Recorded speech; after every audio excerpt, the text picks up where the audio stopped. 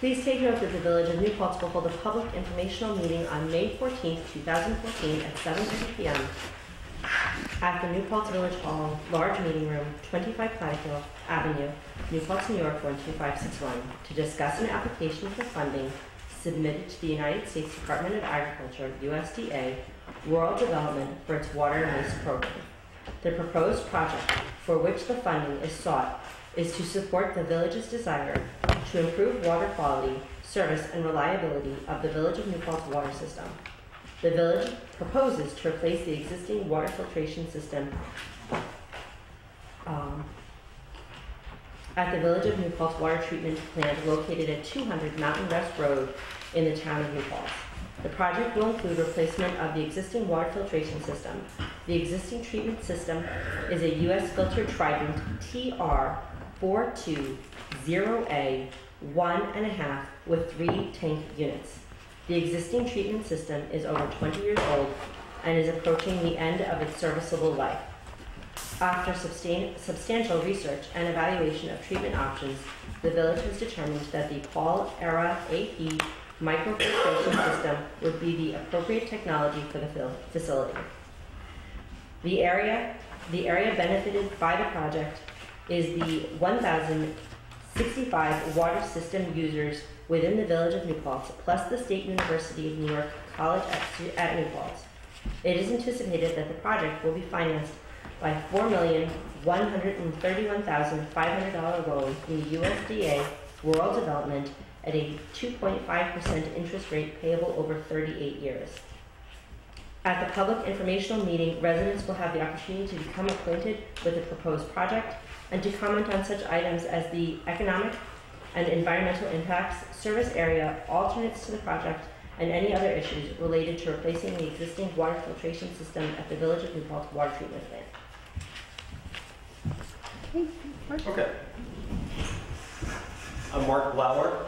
I'm a grant writer who works for the village. I worked on the application to the U.S. Department of Agriculture. And the reason we're having a hearing tonight is that the USDA has asked us to solicit public comment as this project is nearing the point where they are approving us and funding us. And they realized that they had never asked us to conduct any public input, and they asked us to hold this particular hearing for that purpose. The preface is, to go back a bit, back in December of last year, the USDA met with us and asked if the village wished to pursue the loan it had requested to upgrade the filtration plant, in particular the 20-year-old plus filtration system, which is at the end of its useful life.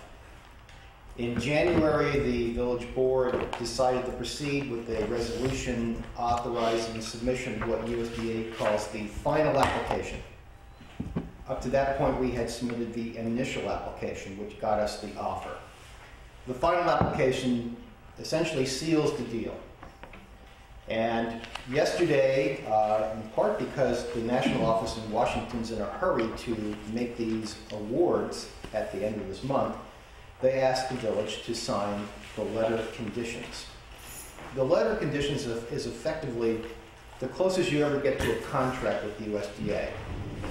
It's here, in effect it says, if you do the following things and you complete this improvement, at the end, we will give you the long-term loan to replace your interim financing with long-term low-interest financing.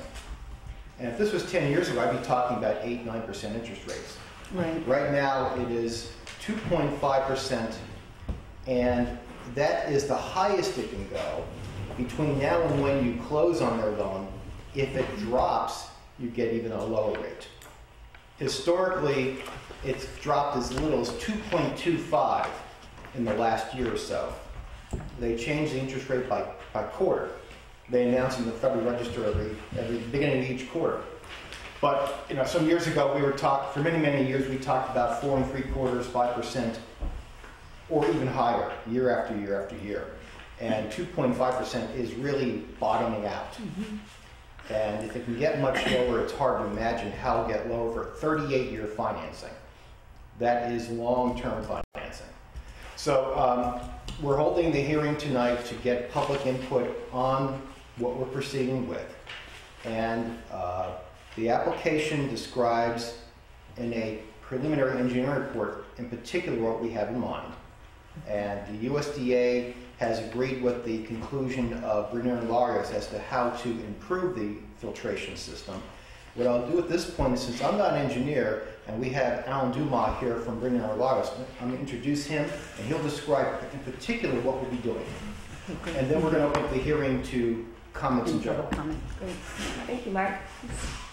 Hi, I'm Alan Dumas, as Mark mentioned, with Brunner and Larios, the village engineer.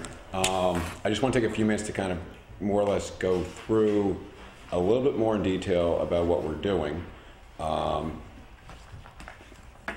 From one perspective, because I think it's important to address it for the hearing, and secondly, to me, it's just very important for the village to understand what you're getting into and what you're paying for. So with that said, basically a couple of these things were already covered. We have an existing U.S. filter Trident microfilter, U.S. Trident system, 3 420A 1.5 units. What that means is we have 3 1 million gallon day filters. The village's capacity is 2 million gallons a day with 3 filters. The way it works basically is if one's out of service for cleaning, repairs, what have you, or failure, you've got 2 million gallons a day of capacity, which has been sufficient for the village over the course of several years. We're going to be replacing this existing plant with 3 1 million gallon day units with a new plant that's going to have 2 million gallon day units. So the same philosophy will more or less work, where you've got 2 million gallon day units, one's out of service or one's being backwashed, the other one provides enough. The reason we're going with 2 2s instead of 3 1s is very simply we're leaving a nice big space in the middle in case the village ever wants to increase the capacity. So that way, there's already an empty shoebox right there, so we can increase it in the future if we need to. And what would the increase be? 2 million gallons a day. We'd end up with 3 2 million gallon day units. 3 2. So we would literally up the capacity from 2 million gallons a day to 4 million gallons a day. So let's just imagine that in 10 years the village decides they want to increase the capacity. We obviously have to, design it, procure the infrastructure, but we'd basically be able to double the capacity of the plant. And another thing that's happened during the course of this project, when we started doing this project, the Paul AP 8 units were mentioned, that they didn't exist. That was a customized unit. Paul has now standardized this AP 8 unit, which is a 2 million gallon day unit. So we were talking about doing a custom design from the manufacturer originally, now it's a standardized unit. The big change in technology we're going with is currently what we have is sand filtration, rapid sand filtration. Basically the water comes from one of 3 sources, New York City Aqueduct being the primary source, the upland ponds being another source, and the pond out in front being another source. We then basically run those through a series of sand filters that have various processes, including coagulation, flocculation, sedimentation, and filtration. The key here is filtration. We're trying to filter out the microorganisms. The Paul system we're using is not a sand filtration system. It's called microfiltration. What we're doing is we're doing a series of membranes where the water actually filters through a membrane where the pore size of the membrane is smaller than the microorganisms you're trying to filter out. So in the past, you were basically running things through sand, you're building up a biological mat, and that's creating your filtration. In this case, it's literally an absolute barrier, almost like a screen blocking the bug, more or less. But on a very small scale, these pore sizes are 1 micron or less. And if we're worried about microorganisms, 2 microns or greater. So it's basically functions to completely keep them out. The reason we're using the Paul system is we first looked at the existing system and trying to replace it in kind. We piloted a unit from Siemens, which bought out US Filter, and it didn't work. We had too much problem with entrained air. There appears to be entrained air in the source water. Our best estimation is that's coming from water getting entrained in the aqueduct through one of the inverted siphons upstream, probably most likely the one where it goes underneath the rond out in the mountains and comes up. We think the air is getting entrained through a plunging jet of water because the siphons have a large vertical drop, and we believe that that's then coming out of solution before we pump it out of the aqueduct. So the Siemens system didn't work, but that's why you pilot. What you don't want to do is go and spend $4 million on a new water plant and find out that it works, but not the way it should work. It worked to a certain degree. It wasn't good. It wasn't what we wanted. It wasn't, in our opinion, what the village should get, and it wouldn't have been probably approved by the state and the county. So we piloted the PAL system. The PAL pilot was successful. The PAL system includes an air scrub function as well, so having some entrained air wasn't really a problem. How long did you test it for? This was tested for the better part of a month. The engineer was with PAL microfiltration. He actually did the pilot remotely, did all the monitoring through his computer. He did stop by the site on a regular basis, but literally, data logged every single minute that the system was in operation. We then took the results of that pilot study and we put it into a pilot report, which was presented to the State Health Department in consultation with the County Health Department, and the pilot study was endorsed. So long story short, piloted the same technology as we have, more or less, didn't work up to everyone's satisfaction, developed another pilot protocol to pilot this microfiltration system, piloted that, it was successful, developed a report, it was presented to the state endorsed it. Now we're proceeding with design, we just have to find a way to pay for it. How often do we have to replace the filters? You're not actually getting you're actually getting 2 filter units, I should say. I was going to just show you this. This is a copy of the floor plan, and what I did for the members of the board was I grabbed small copies too, so I'm going to take one of these home with them. Would you object if I asked Don to come up and look at this with me? Oh, no, not at all, Please. please. Yeah, no, I'm glad he's here. Are you kidding? Hey, I take help wherever I can get it. We have field engineering positions both with Paul, the Tricor system, and also with Siemens on their systems. Sir. You think this is Oh, these are probably two biggest and most successful providers in the business. What is interesting about the PAL system, what I also made copies of for everyone, let me get one of you too. Sorry, which one do you mean? I also made copies of just their literature. Okay. Basically, this is the newer technology that is out there for water treatment. 100 years ago, what you did was basically slow sand filtration, or in some cases, pressure filtration. For instance, the City of Kingston Water Department has their original filtration plant from the 1890s, which is a pressure filtration system. Subsequently, rapid sand filtration through the types of filters you have was developed. The new technology that's being used a lot is membrane filtration.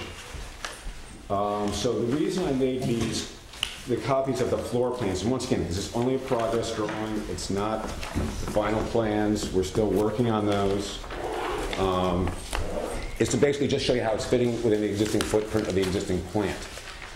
We understood that the village did not want to expand beyond the footprint of the existing building. So what we came up with was a way to rip out the existing filters and put a new system that fit in the same building. So the building did not need any additions. So we were basically going in and out of the existing overhead door. We're doing a lot of changes inside. We're not moving any walls or anything. When we were starting to look at the original Siemens plant, we were potentially moving some walls and things like that. This plant basically, the interior wall stay, the clear well stay, the raised platform, the existing plant's on stays, and we figured out a way to fit everything in. Some cases we had to use a little bit of a shoehorn, but we figured out a way to get everything fit in there. That's great. What you're going to see on the diagram basically is a series of tanks, which I'm not going to get into the amount of detail we have here, but there's raw water tanks, there's chemical tanks, there's cleaning tanks, there's plate settler tanks, and then the 4 big boxes you see right in the middle of it. The first 2 units are the skids, the second 2 units are the filters. These racks have about 80 or 90 membrane modules on them. It's the same thing that appears in the picture right here. These are the PAL MF units. Each one of these has thousands of fibers inside. The fibers more or less look like hollow strings of spaghetti. is the easiest way to explain it. I think if you flip through one of the brochures, they actually show a cut section of what they look like. So these are the 2 tanks, but we'll only use one right now. No, those 2 tanks are going, those are going to both be used. The vacant space in the middle is for a 3rd filter. Oh, in case we, okay. I'm sorry, Sally, I skipped over that. So what happens is inside these modules, which are these items here, so there's dozens of modules on these racks. Each one of those modules has thousands of fibers. And that's this. That's that right there. Thank you for finding it. I pulled up the wrong one to look at. So as you can see, it kind of looks like a bunch of spaghetti. And it's potted in epoxy at the top and at the bottom of those columns. And what happens is the water goes through there, and it goes through the fibers, and it goes to the inside of the fibers, and it comes out the other end. It strains out the contaminants we're trying to deal with. Sorry, I thought I gave that one. No, that's okay. Over the course of time, every day, there will be a little bit of a buildup on those fibers. The system goes through a cleaning process every day. Similar conceptually to what you're doing right now as far as backwashing sand filters. In this case, you're doing some air scrub, some flow water, some additional water flowing, and some chemical cleaning of those modules. Once a month, they'll go through a more rigorous but automated process called the clean in place process. That's why there's so many tanks on the floor there. Some of these tanks contain sodium hydroxide, sodium hypochlorite, things like that. Yes. So during the daily, let's call it backwash. It's actually called enhanced flux maintenance is what they call it. Enhanced flux maintenance. During that, there's no shutdown of the system. But during monthly, more thorough cleaning, there's still no shutdown. What happens is one's running, one's cleaning. So we have this 2 million gallon. Is there? Each one of these is 2 million. Yeah, each one of the 2. So when this one's being backwashed, you're still producing 2 million. So on a daily basis, there's never a time when we're shut down. Correct. And your current use is a little bit higher now. Now that you've got some additional use with Woodland Pond.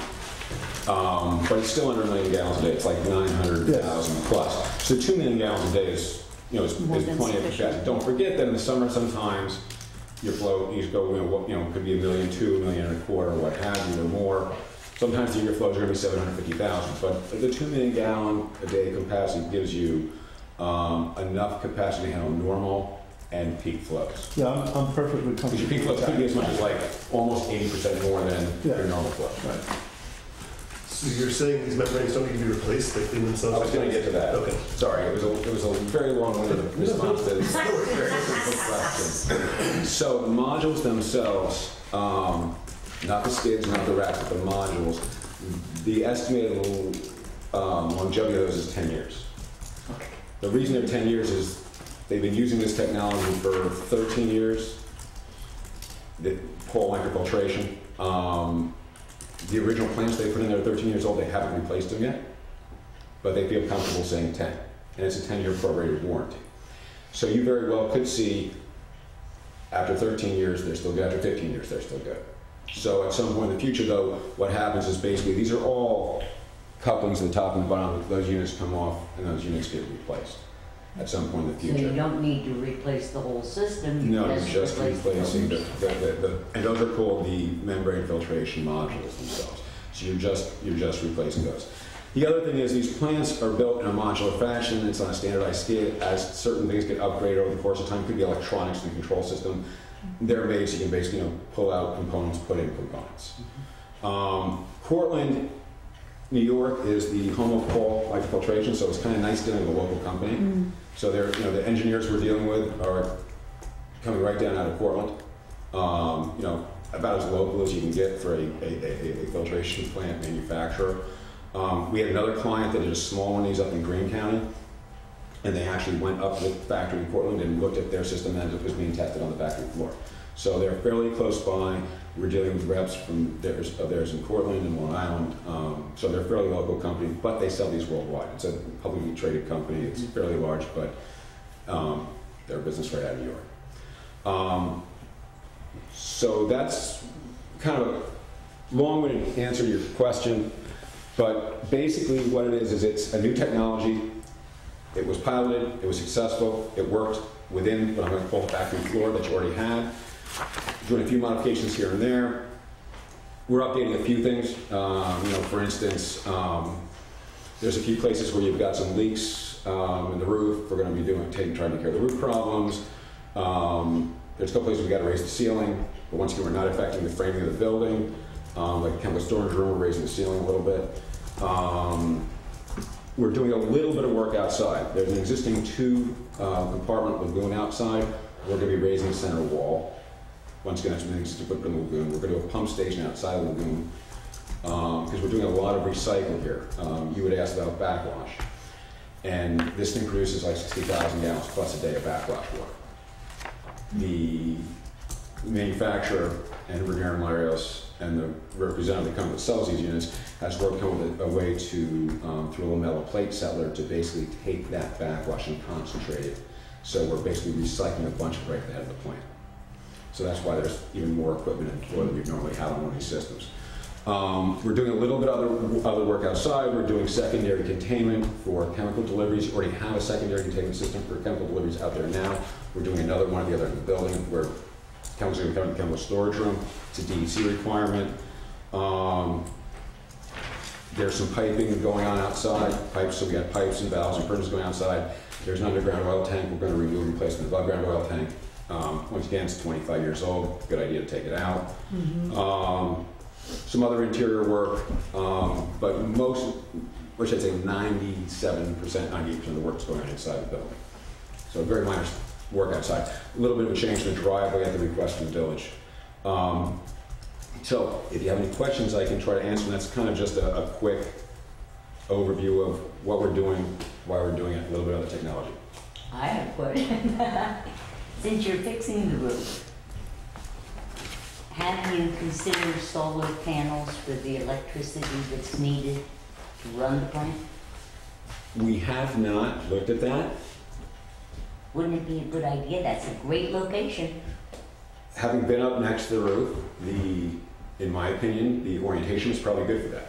I would agree, because if you're kind of on the, the embankment goes up behind the plant, so if you're up there, the sun's really beating down, and the areas, going back to the 80s where the plant was put in initially, there was enough clearing there, so you really don't have any trees blocking it, and trees are coming back up on the hill. We did not look at that in here. It's probably not a bad idea for, a future project. It's not going to, I think, fit within the existing budget of what we're looking at. I mean, the roof's going to probably be a little bit of a stretch, but we hopefully, that's going to work out. We're going to be replacing a similar roof, a similar metal roof, or a standing seam metal roof. And You couldn't. if you're going to do solar panels in the future, once again, you just be doing something like Unistra, the roof with panels on them. So you can, that roof can be modified, that roof wouldn't really necessarily need any modifications to take solar panels. Not saying solar panels would be enough to run the entire plant, but there's a lot of functions in the building that could probably help provide power to something. But since we're putting a new roof on, could we do it in such a way that in the future, if we got a grant for solar panels, we could put them on without having to redo the roof? What my thought would be is right now your roof system it's a pre-engineered steel building you have there right now. You have a series of frames, so kind of like A-frames going across, like rows of A-frames going across the top. Going perpendicular rows is kind of like a barn. You have purples. So purples are going, what should I say, the frames are going more or less, even though I know it's not exactly east-west, but let's call Mountain West Road east-west, and the plant's kind of parallel to it. The frames are kind of going north-south, and the purples are going east-west. If you were to go and do some sort of solar panels in the future, you'd be more or less trying to put whatever you do for stands for those panels on top of those frames, or on top of those purples. And that would work. So you really wouldn't I don't think it would be necessarily wise to then start trying to reframe it in anticipation of some unknown framing you'd have in the future for solar panels. Usually, a lot of solar installations, you're able to more or less use the existing framework that's there. The thing is, basically put it blunt, what you don't want to do is, if I've got a frame going this way and a purlin going this way, I want to try to put a leg of a stand on one or the other of those. I don't want to put it in the middle of the roof. You know, I want to go put it where there's no reinforcement below. No different than doing anything on. There's enough land up there to have a field too. You've got quite a bit of property up there Yeah. too. So we hadn't really given any thought to it. It's, you know, a nice, a very good idea for, you know, medium-term project. As far as how much it would contribute to the total power usage up there, that I don't know. But I would say, given my time I've spent up there over the years, and I've been involved from the perspective of design currently, and I was involved back 25 years ago. I was with the health department when we did the initial plan to reviewing the plan, so I'm somewhat, you know, familiar with the site. And from in the past, I'm also currently familiar with it. It's got a lot of light. You know, and it's not like you've got a site that's That's what I, you know, there's a lot of sites where it's like, feels like I want to do solar, and the site's northern exposure. This Right. case, you've got a very nice orientation in it. To be blunt, when you're up in the roof, it can really bake pretty, you know, you'll bake up in that roof. It's pretty. so if we were applying for an energy alternative project grant, this would be a good thing to include. Potentially. I would say, you know, maybe what we plan on doing is investigate a little further, have a, you know, meeting on it, see what's available out there. The other thing is, to be honest, on the solar technology, it's constantly changing. So what you want to do is, if you do something like that in the future, kind of look at what's the most state of the art with the most, you know, with the best payback too. Well, I'm in favor of the wind machines, but I don't know that anybody else is, and that's a good hidden place to put one. But the solar technologies are changing every day. I ran into somebody I know a couple of years ago who is, the entire business he does is just commercial building retrofits for solar panel installations. And some of the future plans in that particular industry, you're not even going to be using panels. You're going to be coating roofs with But that location, of all locations in the village, that seems prime for solar because of the whole orientation. Understood. I came across a manufacturer probably about 5 years ago that actually had almost adhesive panels that went right on metal roofs in this, you know, on the standing, between the standing seams. There's for a metal roof like this, location like this, I'm not a solar expert. I won't claim to be one. I would think it's, I know very well from my question. if you're interested in it, it's probably worth looking at.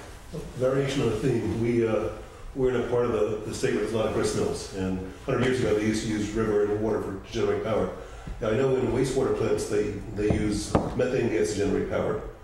Is there any way to use the power of water running through the plant to offset some of the energy used and generate some of the power used? Not really, because basically you're taking the water from the aquifer, you're using energy to pump it out of the plant. It's got to be pumped to basically make it to the tanks. Right. Then the tanks are getting pumped and go to the filters. If you, what should I say, try to then use that pumped water to run something else, it's going to be more of a burden on the pumps.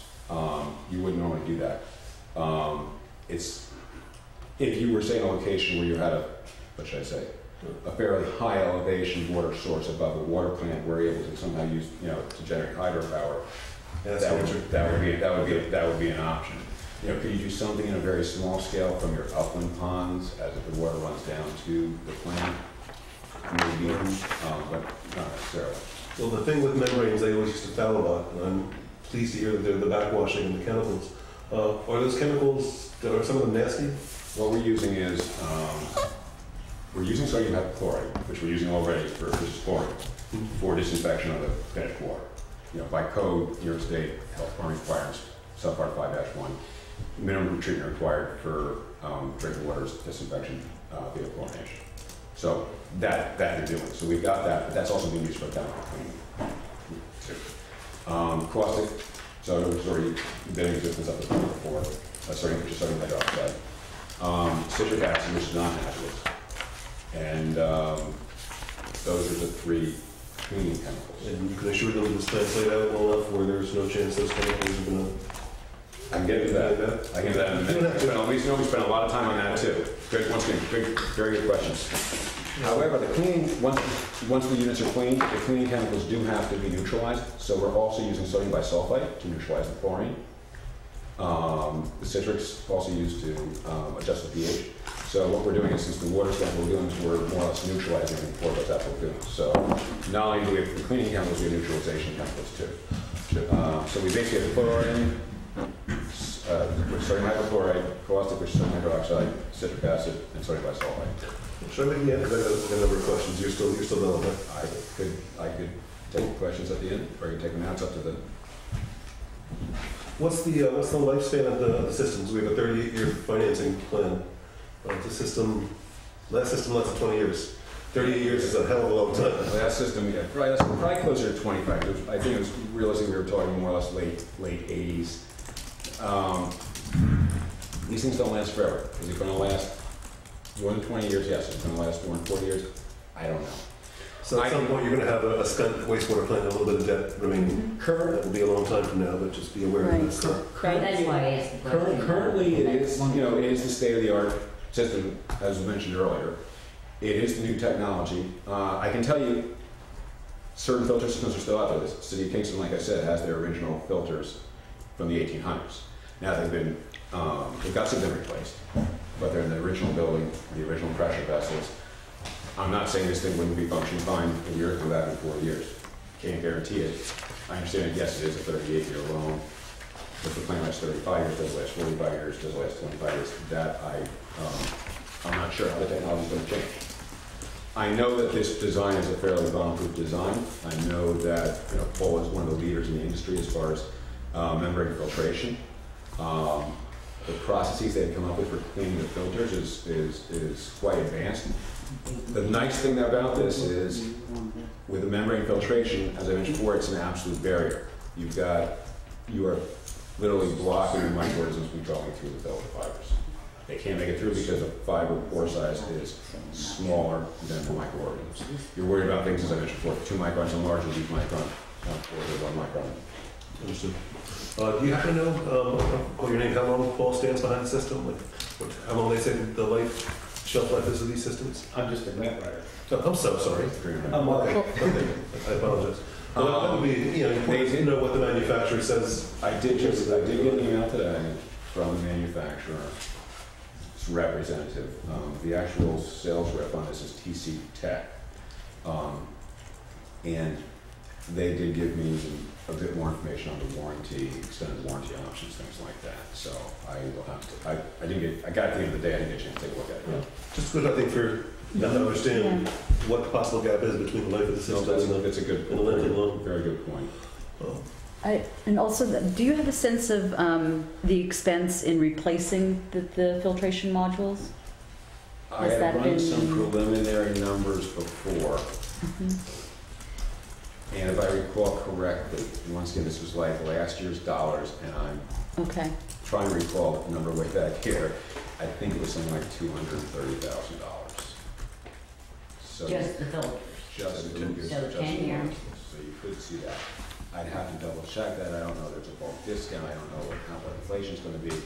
Once again, it's a number I ran on a calculator probably a year ago. Right. I don't even recall I wrote it down. Okay. So I could investigate that for you. It's a number I remember. I'm not positive it's 100% correct. What is the warranty?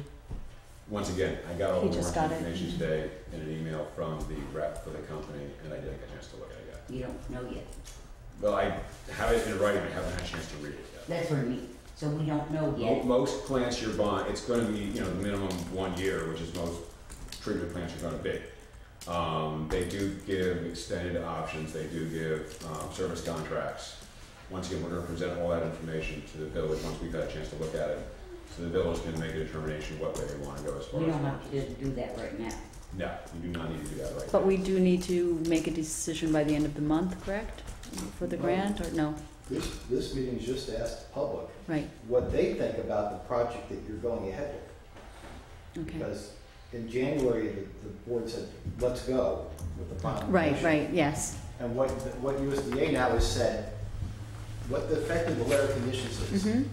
They're saying money reserved for the village. Right, All you gotta do now is build a project, and that long-term financing is yours. okay, Your choice is, at this point, to do the project or not do the project. Because that's the nature of the letter of conditions. They're saying if you do all the following things, we're gonna take out your interim financing with the permanent financing. Because Okay. much like building a house, before the bank gives you your 30-year loan, you've got to have interim financing to build the house. And then when everybody says the house is fine, the bank steps in and says, here's your 30-year loan at whatever percentage. That's the long-term financing. So what USDA effectively has said, the money's yours, just build the project. And now we're at the point of build the project.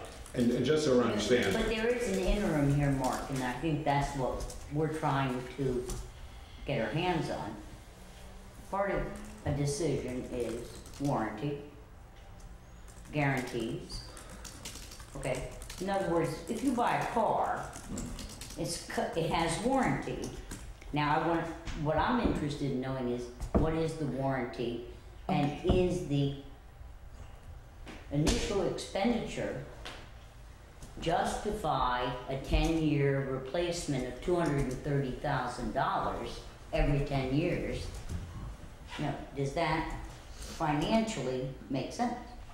That's what I'm trying to figure out. What we can also do, and not to interrupt your presentation, but what we can do at this point also is to hold the public hearing open and have the information presented, the newer information presented to us at our next and meeting.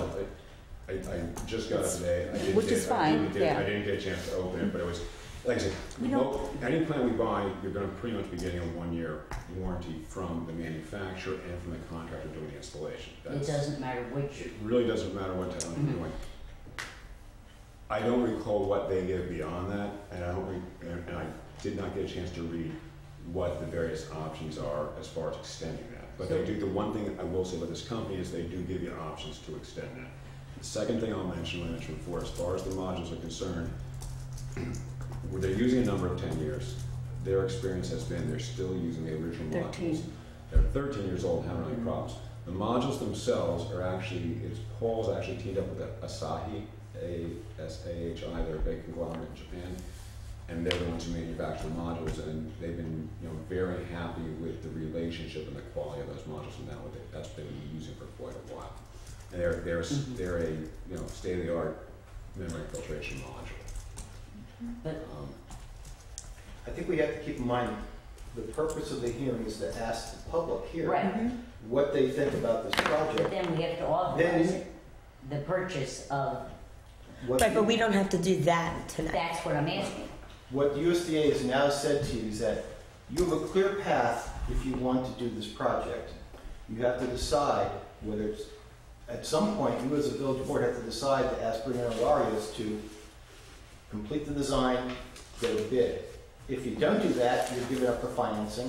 If you And do we proceed, do that tonight, Mark? what's that? We have to do No, that? no, you No. don't. No. What you do have to do tonight to satisfy USDA is ask the public if they have any comments and record those. Yes. That's what they're after.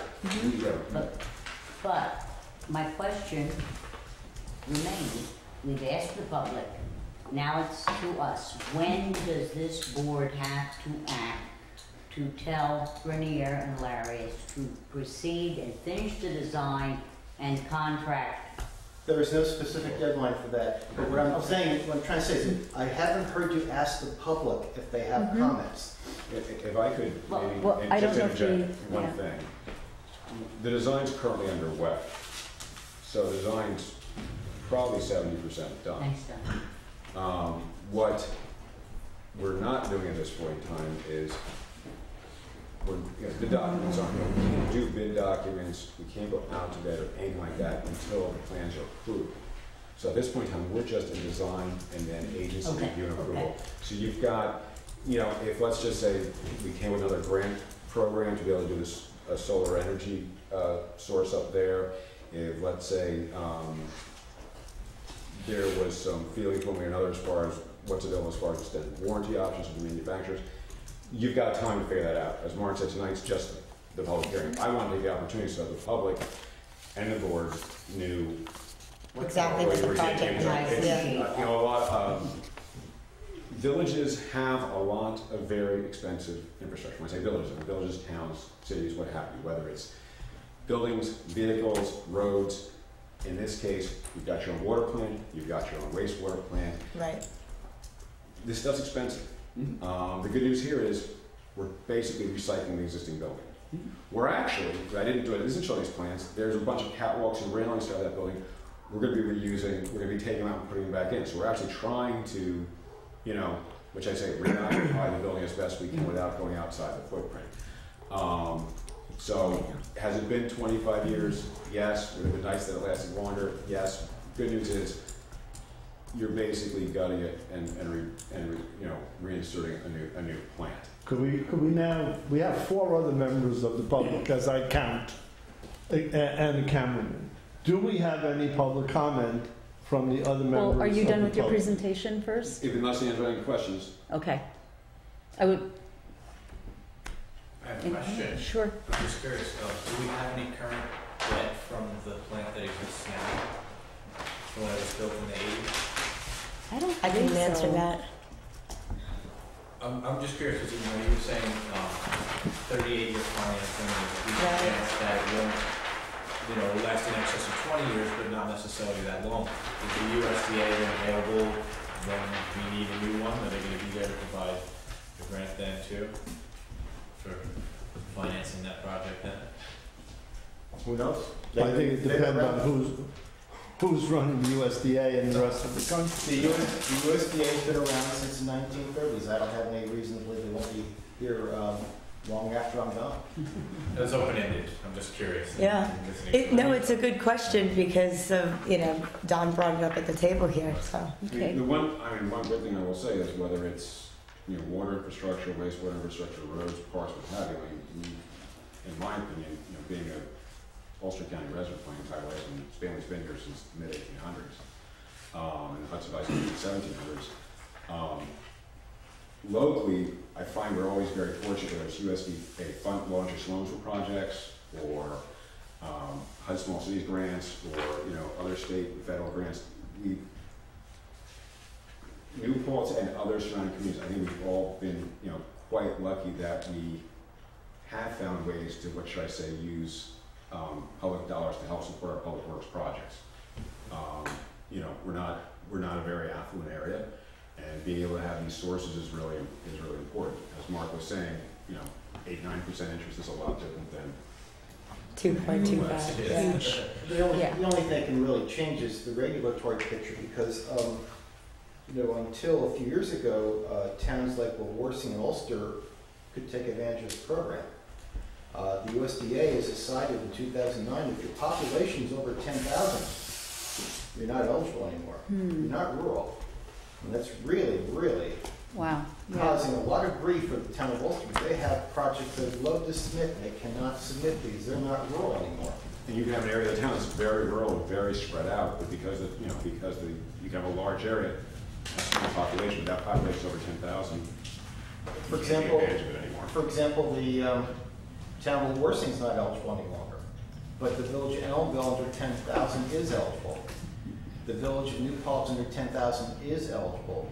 The town of New Paltz is ineligible. And the interesting is, you look at the Ulster County Census, the interesting thing is a lot of these populations are just under 10 and just over 10. With the exception of Kingston, that's around 25,000 Right. people. We've got a lot of communities that are in that just under 10,000. So we can't let anybody else in this time. Close the gates. Close the gates. Water and sewer. Water and sewer is different, and you are counting in the town population is on water and sewer, For the purposes of design, and for the purposes of grants. It's the users, not the population of the village, although it would be the population of the you're village. right, you have the multiple Plus town, a you have the few- multiple town districts. Yes, indeed. So is Anybody there more else? public comment? The only thing I want to say is Paul is the gold standard as far as membrane filtration. This is not rocket science. They figured out something that works over and over again. They made it standard, plug and play. So this is pretty. And just to reiterate what Don just said, the plug and play technology is exactly what they push this as. They will try and Thank sign you, a service Don. contract. It's a question of whether you've needed any service in the existing system. So I don't know what we're going to do. I do have an answer to your question. No, Okay. we do not have current debt on our water treatment plant. And I was handed a note that Nancy stated that in general we pay off loans early. Yeah. Very cool. There's no, for what it's worth, Thank you, there's no Kate. big penalty on paying off early. Yes. Kevin has a question. If you move ahead with this and you rip out the old and install the new, what kind of a time frame are we talking? And what will the effect on the water system be? Thank you for bringing that up because that was in my notes and I forgot to cover This it. is interesting. What we're planning on doing is we will be doing a temporary plan for approximately 3 months. Working that the estimate of $4,131,500 is renting a temporary plan from Paul Microfiltration.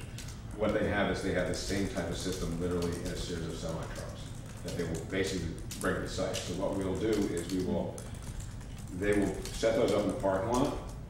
They will run piping from inside the plant out to those units and then back into the It's plant. only where I go. Well, we take basically, the only people going in and out of the building is piping. And then basically, people will go in with, get the place masked off, obviously, and then basically drain the units, take the media out of the units, and then you're basically starting, cut and And grab and take the that steel out. temporary change is covered by the grant. Yes, yes. And that- Put the- so it put would the be- estimate of the rental right in there. And so you said 3 months, so that would be the time it would take to install the new. Yes. Okay. Because I believe it was 3 months was what we looked at. Okay, Mike, did you have any comments? A good question, I There's a think. member I'll of the move to public? close the Okay. hearing. Ellen, any comments? Nope, okay. Second? Okay, we got it. Thank you. All in favor? Aye. Aye. Thank you guys very much. And Yeah, thank you. I learned a lot. Yeah. Yeah, that was very informative. You always ask good questions. Please take notice of. Pursuant to the requirements of the New York State Office of Community Renewal, the Village of New Paltz will conduct a public hearing to obtain the input of citizens, particularly low and moderate income persons, with regard to the Small Cities Community Development Block Grant Program, CDBG. The CDBG program is administered by NYS Homes and Community Renewal, Office of the Community Renewal, OCR. An informational public hearing is scheduled for May 14th, 2014 at 7:45 p.m. at the Village of New Paltz Hall, Large Meeting Room, 25 Platteville Avenue, New Paltz, New York, 12561. Citizens are invited to participate in the development of the village's community development project, including assessing community development needs and priorities. At the hearing, the village will describe the types and grant assistance available from the New York State, from the NYS Community Office of Community Renewal, and will seek comments and suggestions from the public as to proposed uses for the community development block grant funds. The types of activities that may be undertaken with community development block grant funds include acquisition and disposition of real property, public facilities and improvements, standards activities, public services, payment of non-federal share of other federal programs, removal of architectural barriers, relocation, rehabilitation, and preservation activities, economic development and job-creating activities. Approximately $29 million in CDBG funds are available through the Consolidated Funding Application, CFA, for public infrastructure, public facilities, economic development, small business assistance, NY Main Street, technical assistance, and rural area revitalization. The village will also explain the primary and national objectives of the program, the state CDBG requirements, the process and timeline for submitting applications through the CFA, and announcement of timing. A draft application for the Community Development Block Grant Assistance will be reviewed. The village proposes to submit a 2014 public infrastructure application in the amount not to exceed $600,000 to replace aged sanitary sewer mains on Church Street, North Chestnut Street, North Front Street, to comply with the NYSDEC consent order. The proposed project will primarily benefit low and moderate income persons. The village will submit an application through the Consolidated Funding Application, CFA, during June of 2014. The village expects that more applications will be submitted to the Office of Community Renewal than can be funded, and citizens may submit views at the hearing or in writing or in written form to Jason West, Mayor, New Paltz Village Hall, 25 Platteville Avenue, New Paltz, New York, 12561. I That's a mouthful, isn't it? Yes. I'll move to open the hearing. Second. All in favor? Aye. Okay. I'm Mark Blauer. I was introduced before. I'm the village's grant writer. I've worked on both the USDA project with Grenier Larios and on other projects for the village. To give a quick background of this program, it's a lot of legalese here, but this is the HUD Small Cities Grant Program that used to be operated through the U.S. Department of HUD from the mid-'70s through 2000, at which point the states were allowed to take over the program. So it became the governor's office for small cities under Governor Pataki, and then this thing was changed under a previous governor to just the small cities program. This is the program. The HUD program is the one that large cities get each and every year. They get millions of dollars simply handed to them. It's called an entitlement program. Larger counties get an entitlement from the U.S. Department of HUD. They can use it for a variety of things, provided that they either are benefiting low, moderate income persons, meaning any activity has to at least have 51% benefit to persons of low, moderate income, either or removes someone blight or resolves an urgent need. So that, let's say, the city of Albany each year gets a certain pile of money, and they just have to propose something that's eligible, and then spend it correctly, and HUD will come around and watch them and make sure it's spent correctly. We're not large enough to get an entitlement. We're a non-entitlement community. We are covered with the non-entitlement program that the state gets each year. They get something like $40 million. They divvy it up to the counties and the villages and the towns that don't get money directly from HUD. And it's what we call the Small Cities Program, smaller communities. There's no guarantee of getting anything. That's why they call it discretionary. Each year there's a competition. This year the competition started on May 1. The competition ends on June 16. It's fully 2 months earlier than usual. Last year they took applications in August and they announced in December. This year they, in a really hurry-up basis, decided on the night of the 28th of April to say, oh, by the way, on the 1st of May, we're opening the window, and you've got 46 days to apply. And my best guess is they want to make the announcements around the last week of October. So they've hurried everything up. We have an opportunity to apply for another grant up to $600,000. And to give you some background, I'm going to tell you what we've done the last 4 years with this very same opportunity. In 2010, 2011, 2012, and 2013, I was here for similar hearings like this. And we talked about a competitive application we were going to submit to the state. We have submitted 3 sewer projects. Huguenot Street, last year Plattekill Avenue, and then the 2012 another sewer project that the names of the streets escape me. But in each case, we're looking at about $550,000 to $600,000 as a grant to the village to replace old sewer lines. And one of the other years, 2011, we applied for $600,000 to defray the cost of replacing one of our 2 water tanks.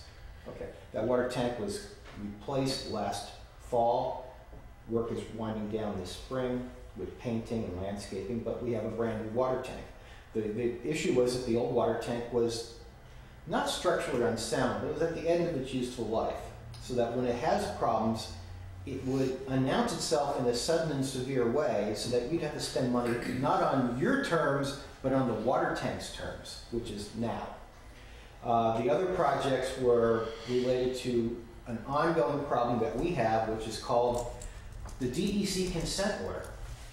Now, the DEC consent order was an issue that started sometime after 2000 when chronic problems of the village sanitary sewer system led to sewage erupting from manholes during storms because the system was hydraulically overloaded, and during a heavy rainfall, all this water is trying to get to the plant in older mains all at the same time.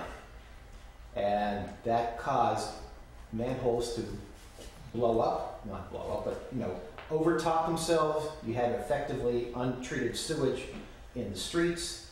And that consent order gave the village a very stern marching orders that you have to do something with these old sewer lines because we will not tolerate you having raw sewage on the streets.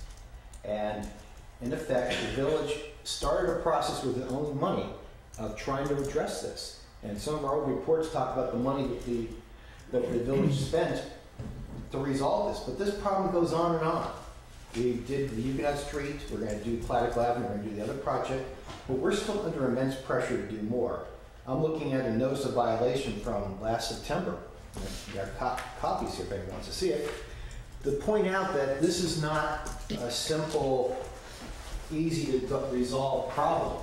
We have a long-term chronic problem with an older sanitary sewer system that dates from roughly the late 19th century. A lot of it's terracotta, a lot of it's broken, a lot of it is in backyards in some cases. They cause a lot of problems. And that we have to keep replacing these sanitary sewer mains to keep DEC happy. And that as they see problems, they give us stern warnings. Passing over back to lady. We get stern warnings like this one saying, you guys do something about this. So that the way that we can satisfy them, at least temporarily, is to keep replacing portions of the sanitary sewer system. Richard Ruth from Brunier Larios, who works with Alan, has noted to me that the fines, if they decide to lower the boom, are $37,000 per day. That adds up really, really quick. So what we've been doing is using these grant funds rather than village funds to save the taxpayers' money to keep moving ahead with replacement. So that we're faced again with another opportunity to apply for funds. And the pressing need we have is more sanitary sewer replacement in various parts of the village to help alleviate this infiltration inflow problem. Infiltration, which is water from the groundwater going right into the sanitary sewer system, overloading the whole plant. That's infiltration. The other kind of problem is inflow, where you have broken lines or places where manholes are letting water right in under heavy rainfall conditions. That's inflow. Both of them up the sewage flow extensively in a sudden and severe way, especially during heavy rainfalls, a thunderstorm, snow melt, or anything that tends to increase the typical flow by a great deal. On a typical warm summer day when college is not in, you've got a pretty modest flow. If it's let's say it's a period of time when you have many more people in the community than usual, the college is going, everybody's here working, there's some activity going on that brings people to the village, your flow is much higher. But a thunderstorm can exceed everything because all that rainwater can be getting into your system and overloading. So that each year what I try to do in conjunction with Brunier Larios is suggest a project that's going to be eligible and competitive. And to give you a sense of what is competitive, this ad talks about all kinds of things you can do. You can do sidewalks, you can do street lighting, you can do handicapped accessibility at this building. You can do all kinds of things. But the trick is that whatever you submit not only has to be eligible, but has to be competitive and actually has to primarily benefit low-income people. Now, anything we do village-wide, very conveniently under the census, is primarily benefiting low- and moderate-income persons. This is one occasion where SUNY and the fact that many students are being counted during the census and don't have a typically high income helps you. You're about 58% low- and moderate income. Now, that's not too far behind Ellenville, and no one would think of Ellenville as an affluent community. So that we have demographics that actually immensely benefit you when it comes to the competitive process here. Other communities I work with have low and moderate income populations well below 50. So if they're proposing something town-wide or village-wide, it's ineligible. So we have an advantage that we have demographics working on our side. So first thing is eligible, low moderate income benefit. So things like sanitary sewers, water lines, sidewalks, all these things are eligible. They're public infrastructure, that things that the village can commonly do. For example, the water treatment plant is potentially eligible if you wanted to. If you could do something that you could credibly do something for $600,000, that would be eligible. Problem is you need $4 million. So we try to pick projects that make sense within the funding available. So what we've been doing the last few years are picking things in and around $600,000 where you'll make a meaningful benefit to the community that be both eligible and meet the low moderate income benefit. And then the last part's competitive. Now, what is competitive are things that solve serious health and safety problems. When I've talked to the people at the state about what's competitive, they've said consent orders go to the top. Okay, we have a consent order. It's helped us immensely. When I don't have consent orders, and of course you don't want to encourage DEC to give you a consent order unless you don't want them. But if you have them, you take advantage of them. The other thing that you can work with is if you have a serious problem with the water or sewer system, but you don't have a consent order, you can enlist the people at the county health department to give you a support letter to explain why you need to do something. Something might be at the end of its useful life. For example, the water treatment plant facilities. There's no consent order. It's at the end of its useful life. It's the kind of thing they can support, but it doesn't rise to the level of a consent order. The last thing in terms of importance, in terms of competitive, is that what I call a nice thing to do. We'd like to do this. It'd be nice to do it. It'd be nice to have a nice sidewalk here. Everybody can like a nice sidewalk. What's the compelling reason you have to have it? Well, we just want it. But what I'm getting at is that we have to weigh very carefully with this program. It has to be a compelling need to stand out in the competition, because it's not an entitlement. We're not guaranteed to get anything.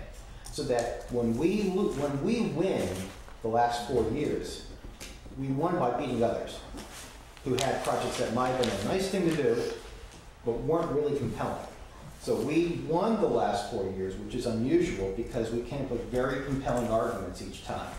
And the day that we don't have a compelling argument, we'll lose. But they're not funding us because they just like New Paltz. They're funding us because we're giving them very good applications. So what they did is announce on May 1 they have a competition starting.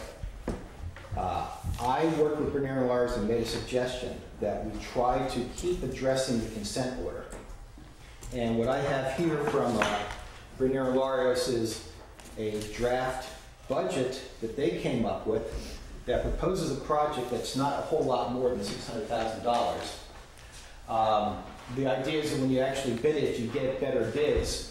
You don't have to spend, for example, the estimated budget right now is $643,000. When you actually bid the project, the real price is what it comes in at.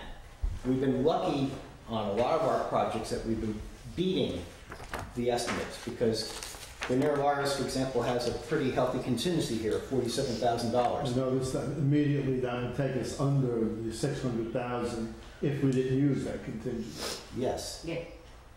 And what we do want to do is make sure we ask for the full $600,000 and not less. So that if you don't use that $47,000, you're not spending. If they bring the project in at $601,000 and you're spending $600,000 of grant and $1,000 of local funds. But we came with a plausible project to continue to replace the older sanitary sewer lines. This is a little hard to read here, but if you look very carefully, you'll see that there's a indication there of Broadhead Avenue and near Huguenot of where some of the overflowing manholes are. And we identify an area that we want to replace some sewers that would cost about $643,000, maybe less, but we can directly tie it to the consent order compliance. Now, what I do know from dealing with Richard, our engineer, who could not be here tonight, was that that Bernier Lars was asked to go in the fall to meet with DEC to talk about this violation report. And what the DEC is going to do is renew the consent order. It's not going away. It's still alive and well. So we have to keep, we're going to have a new consent order in the near future, which is the old consent order presented with a new date, reminding us that we have to keep doing things. But this is a very useful type of application to get in there because we can pivot on the urgency that they're telling us exists here. And I think we can make another good compelling application out of it. So my suggestion to the village board is to go with your strength in this type of thing. The application that I instinctively feel is your winner is anything that continues to resolve the consent order. And the one project I lost with last year, I won 3, I lost 1. The one I did not win with was where they had no consent order, and they did not even have support letters from the DEC saying it's interesting that you do this. They just more or less sent their report in saying we'd like to do something. In that instance, they were a little afraid to ask DEC for a support letter for fear that they didn't get the grant, they'd lower the boom on them because they got to talk about some things, their plant that they didn't want to talk about too much with the DEC. So their project didn't stand out, and it wasn't as competitive. And we beat them, even though it's my own application. I can see why I got beat, because we had a better application here. And some other ones I worked on had better applications. Somebody else I worked on in Sullivan County had a consent order on a water system. And those tend to rise to the top. And that's why when I see that you're under pressure from DEC, and you have an existing consent order, and you can come up with a plausible project, I'm saying keep going to that same well until it doesn't work. Yes? You've done a wonderful job getting us the money. How long a time frame from the winning Platteville Avenue is one of the grants that you got to redo sewer on Platteville? How long does the village have from the time you get the grant to enact the program to get the job done? Are you asking how long you have to spend it? Yeah. Yes. Okay. We got our contract around the early part of January this year for Platteville Avenue, and you got 2 years, and not a day more, where they just yank the money, unless you can get an extension, which is very rare. Yeah, but have a compelling reason. So think. So from the time you get it, Think 2 years from January 10th of this year, so January 10th of 2016. it has to be done. Has to be, their money has to be spent. And make one little caveat there. When we did the water tank project, that was more than $600,000. We're spending a fair amount of our own money. We spent their money first in the fall of last year. That met the 2-year time frame. And then after that, the pressure's off because we're spending our own money to finish the project. Right.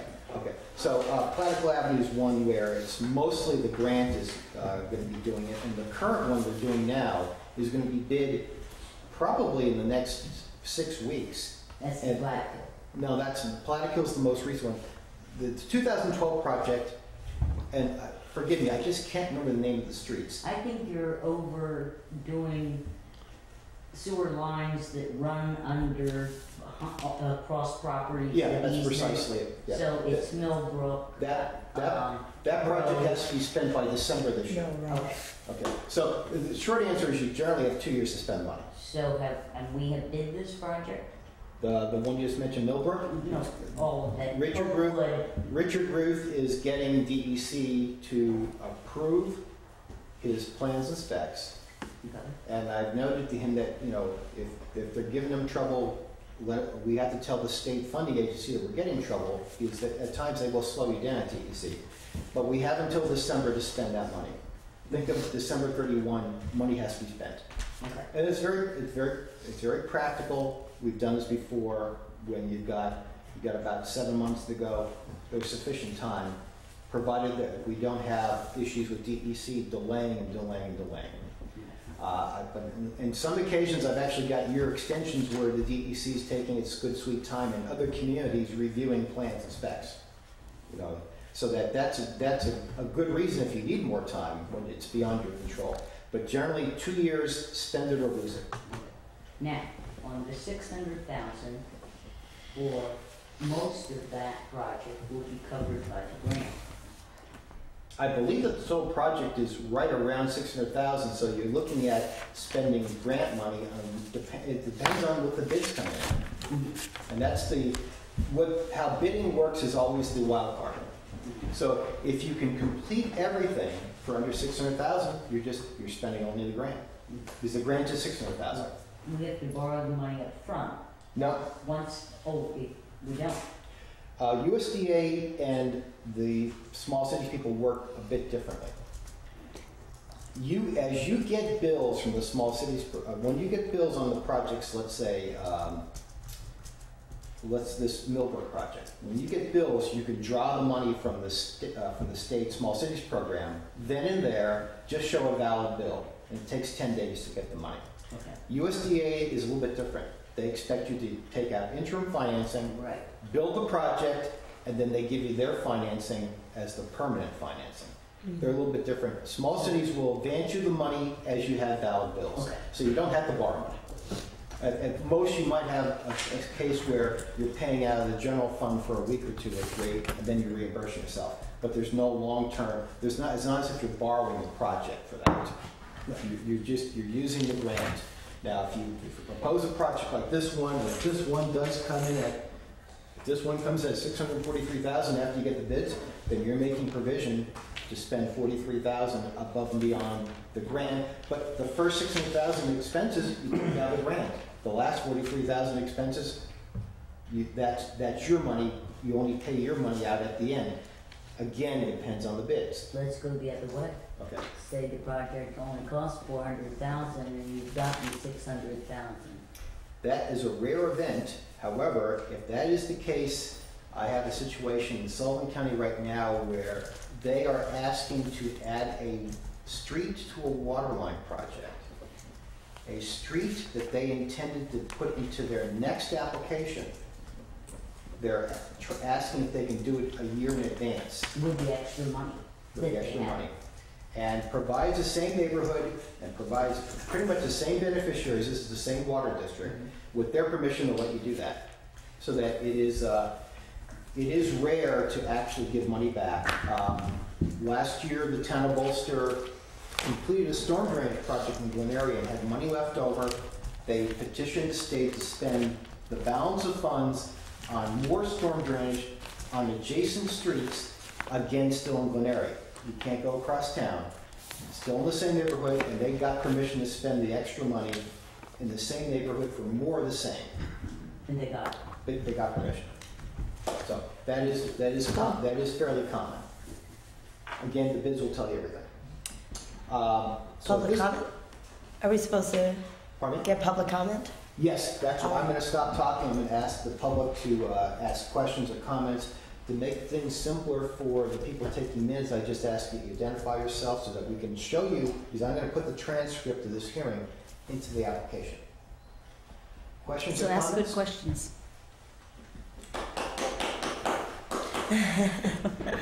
Show clapping.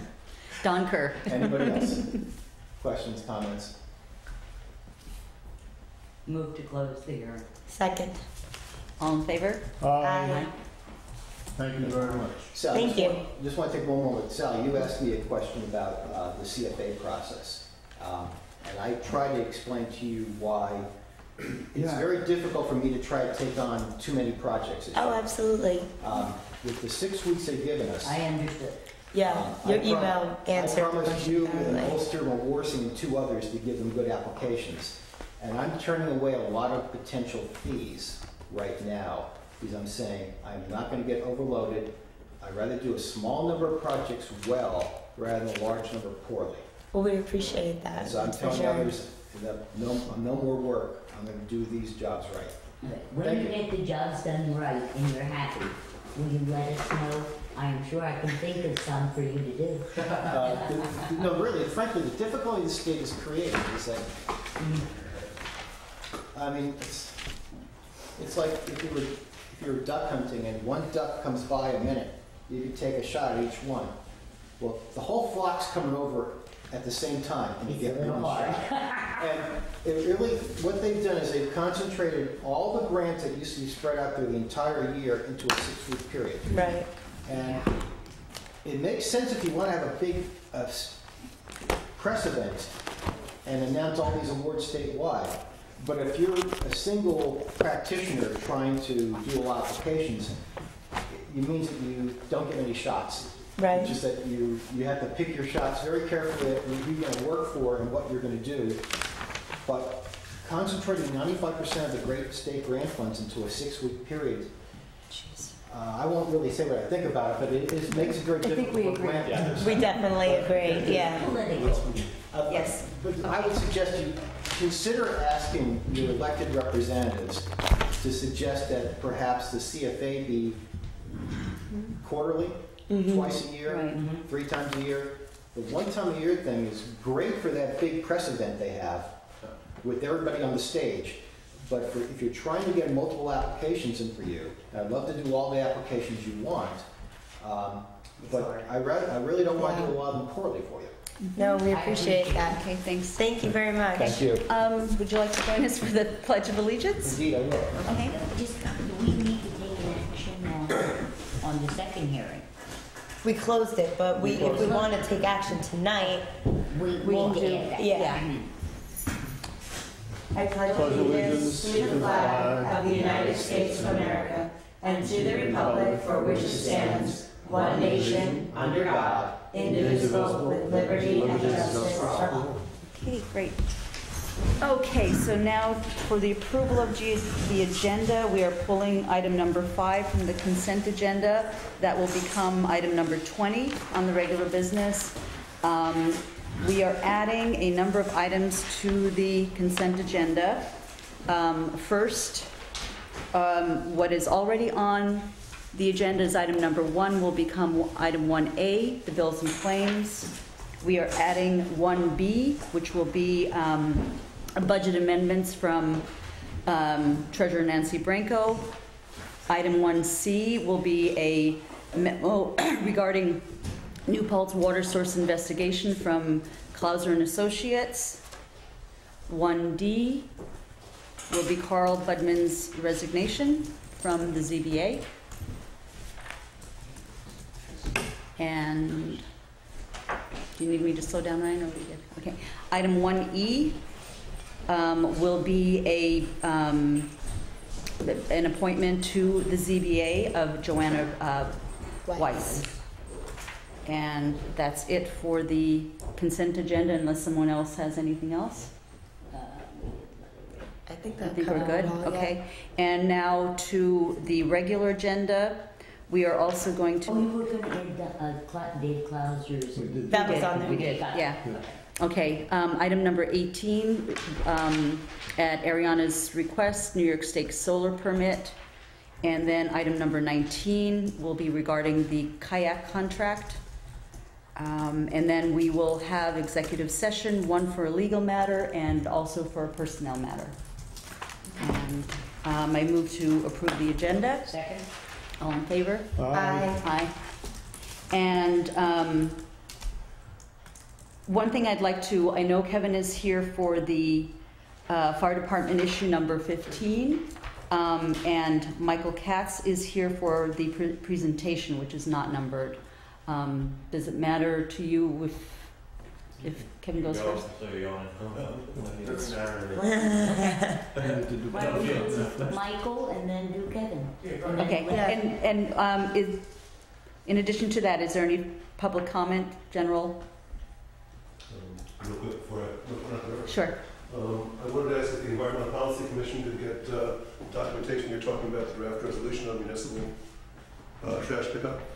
We were going to be talking about municipal solid waste and also solar lighting at our next meeting on the 27th. Okay. So if we get that information, we'd like to just be informed on that. Katie, do you have Don's email address? You do, okay. You make All right. sure he gets it. And last point, I'd like to point to the town council that seems like we're getting good services, engineering services from Clauser and Associates, but there hasn't been a bid for engineering services, a competitive bid in many years. And I see that the village now, you have your own engineer, but you're also paying Clauser and Associates $35,000. And I'm sure it's legitimate, but there's been no bid for those services for many years. I did a LinkedIn search. I did the keywords municipal, civil engineer, professional engineer. There were 53 hits between Woodstock and Newburgh. Individuals who were available for work. And just throwing it out there, we try to save money everywhere. That's an area we haven't looked at, either the town or the village level. The town spent $200,000 last year in engineering services, fees. And just tonight, 35 grand. So maybe putting that service out to bid is a responsible thing to think about. Okay, I'll bring that up with our attorney. Cool. Thank you, Don. Thank you. Want to make an announcement? Sure. Tomorrow at 5:30, in I think this very same place, there will be a meeting of the Joint Comprehensive Planning Oversight or Steering Committee. That's it. Okay, since we 5:30 just did tomorrow. a announcement, Miriam Strauss would like us to announce that the Repair Cafe has now hit their first anniversary. So hooray for Repair Cafe. And Very they will- successful. And there will be the Repair Cafe taking place this Saturday at the Methodist Church from 10 a.m. to, I believe, 3 p.m.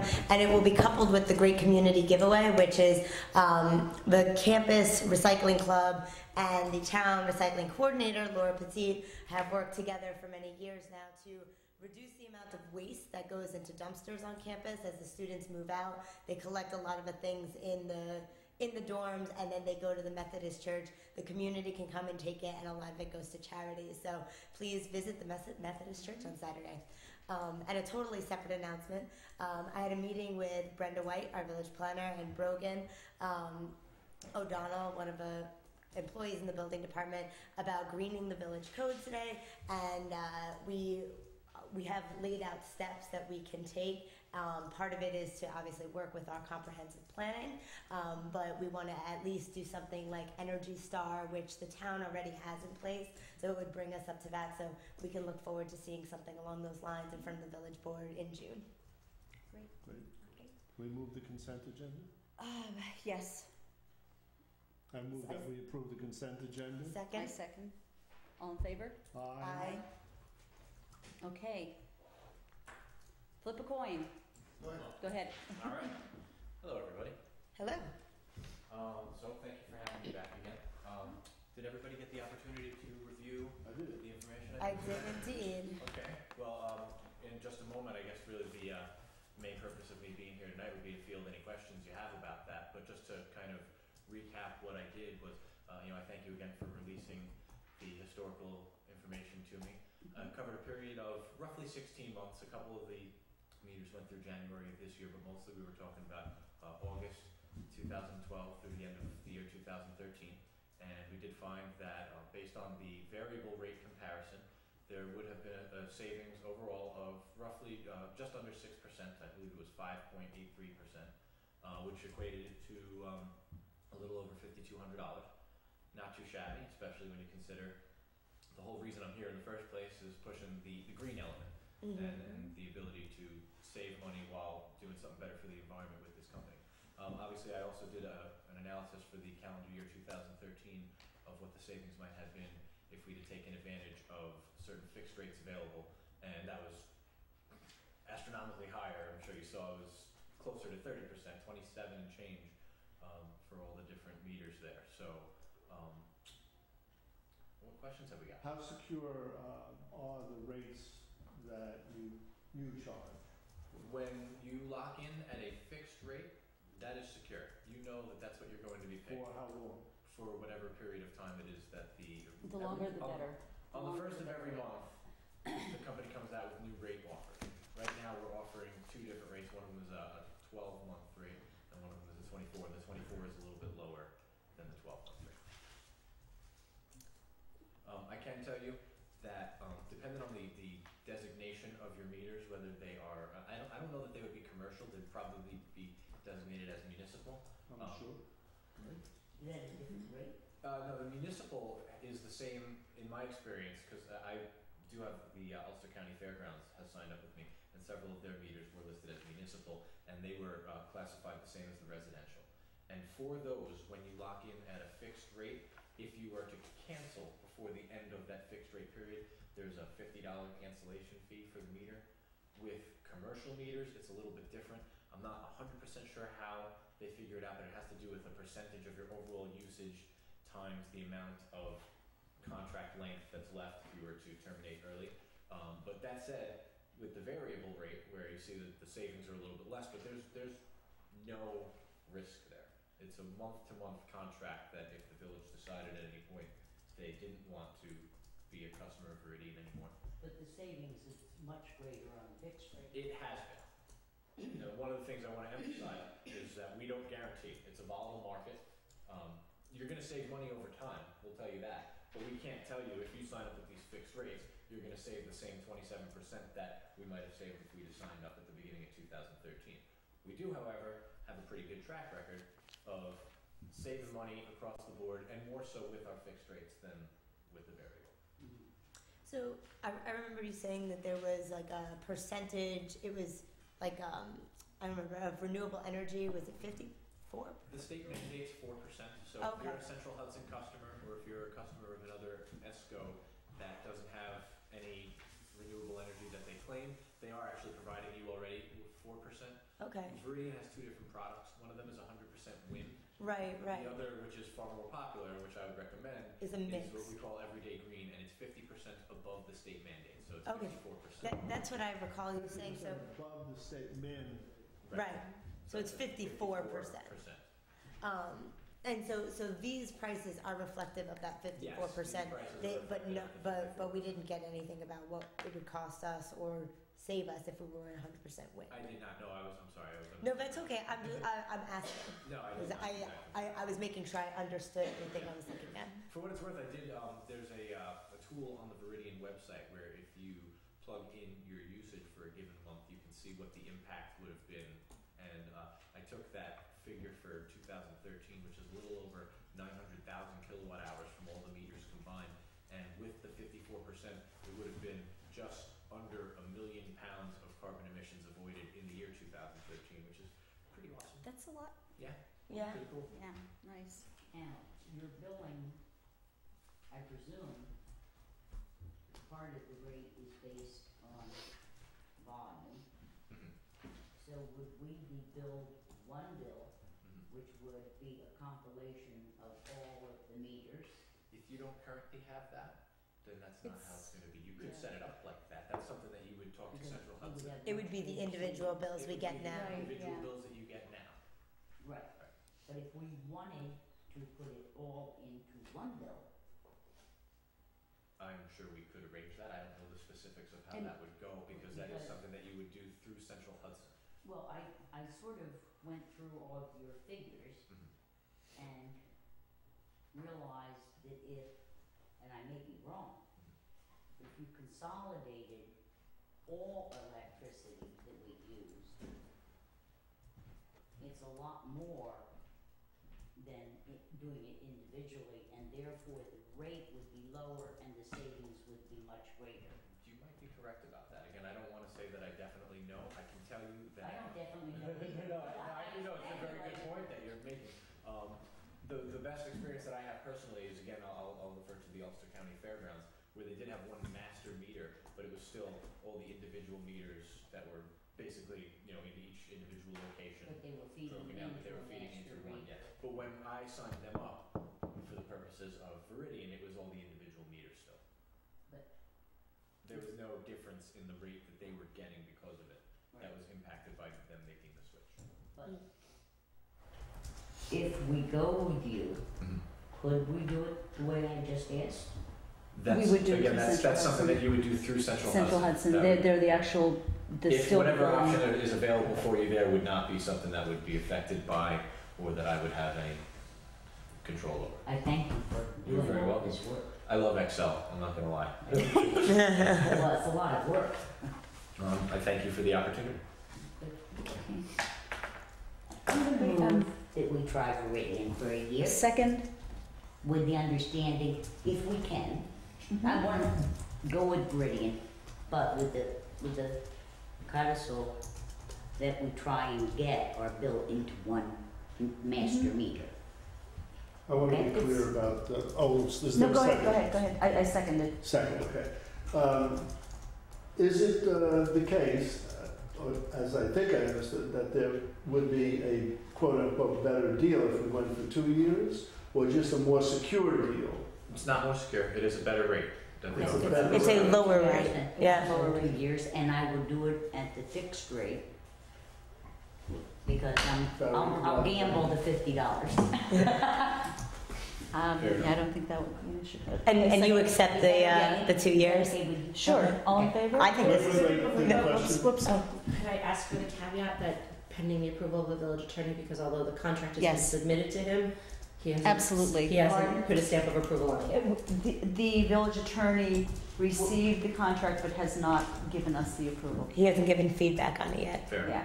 So we'll approve it pending. I'll take the friendly amendment pending the approval of the Yes. contract. For 2 years, he needs to be told 2 years. I'm making a note right now. You're switching it to 2 years from 1? Yes. Okay. I'll Yeah, 'cause I'm second gonna it. keep it. That's what I was Yes. trying to ask you, if you accepted that, yeah. Yes, Yeah. absolutely. All in favor?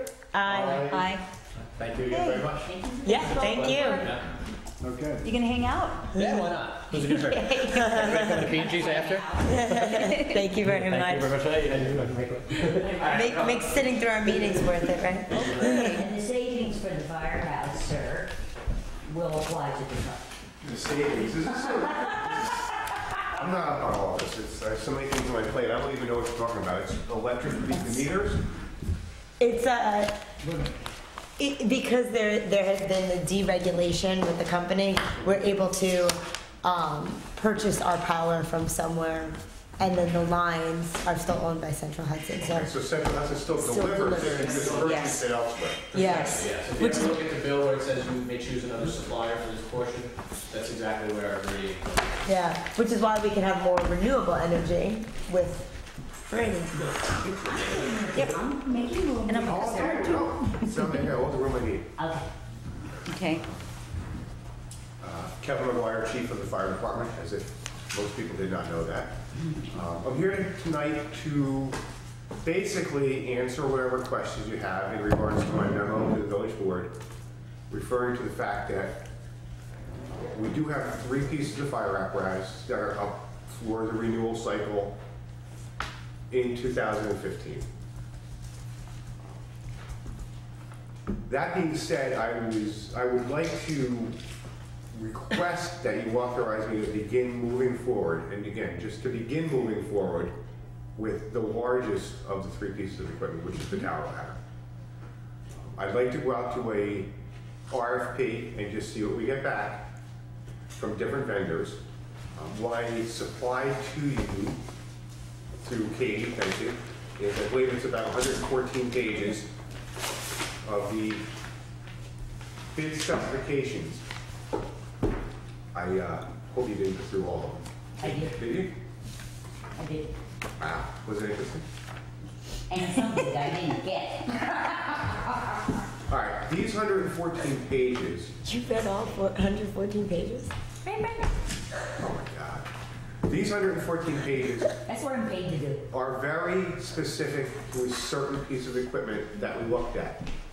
This is not the actual specification sheet I would like to release to the public if you authorize me to go out to an RFP. This was something to put in front of you folks so you can see that homework is being done and we are dotting our I's and we're crossing our T's and we are going to purchase, with your authorization, a piece of equipment that will meet our needs for the next 20 years. So these are not the ones that will go out to the public. If you authorize me to go forward with an RFP, then I will create a set of specs very similar to this, but much more open, so any apparatus vendor can bid on it, not one specific vendor. Not one specific, I was going to ask Correct. you that. Correct. At which point, we'll take all the quotes that come in, and we'll sit down and we'll see what meets our needs and the prices. I would like to get more than one quote. If we send this out to the public, we're gonna get one quote. So, May I ask, absolutely, I would love to answer questions. is that because there are such specificities in these data, for example, resistance to bending moment of 19,038,000 inch panels. Mhm. I mean, is that so specific that only one vendor is going to meet that criteria? In regards to compliance to the torque box, shall have the following Yes. No. No, I'm sure, honestly, I cannot answer that, Don. I can't answer that. I would have to have a fire truck engineer. Because that's pretty specific. It's very specific. And these Requirement. specifications are Yeah. specific to one piece of fire equipment. Right. It also happens to be the piece of fire equipment that's sitting downstairs. Okay. Big one. The big one. The big, It is, right, right. these are specifications Right. written to the product we have sitting in the building right now. Ah, This So is the ladder truck what that we you're have saying, right you're here. saying that any new purchase would have to at least meet the same specs Yes. as the piece of equipment we now Right. have. You have all of these data points because this is the piece of equipment. This is the manufacturer of the truck that is sitting Now I downstairs right understand. now. Thank you very much. Thank you. Okay. But I am not, Besides, when reading it, I understood that, How the heck would you How would understand you what understand? 19 million because I 038 I remember the meetings we had, in so I was. RT 4145. and it was not all that long ago that we purchased that, and although it was almost 20 years ago, I do remember the meeting. Right. I am absolutely open, I'm very specific as to what I want to see parked in the fire station down there as chief. But I am open to any manufacturer coming in here and presenting their wares to me, absolutely. So I think you said it very clearly. I'm just repeating it. Yes. What we're talking about doing tonight is authorizing you to investigate, to go out to bid, not to purchase, Go out to request for a proposal. request for proposal. Congratulations. Joanna Weiss, a new ZBA And thank you. person. Did you get your ride? I just thought that if you had it, I would be here for it. Sorry. We are not talking about writing checks. Right. We're not talking about signing contracts. Going out to We're bid. talking about going out to an RFP Okay. with a set of Authorizing. specifications to see what comes back. Okay. So we're authorizing the chief to write the specifications for. Which will be very similar to this, but more general. Yes. Yes. And then put it, and then, I'm sorry, Yeah. Rebecca. No, go ahead, Sorry, go no. And then have it published in our periodicals that the Village of New Paltz is interested in an RFP for a tower ladder fire truck.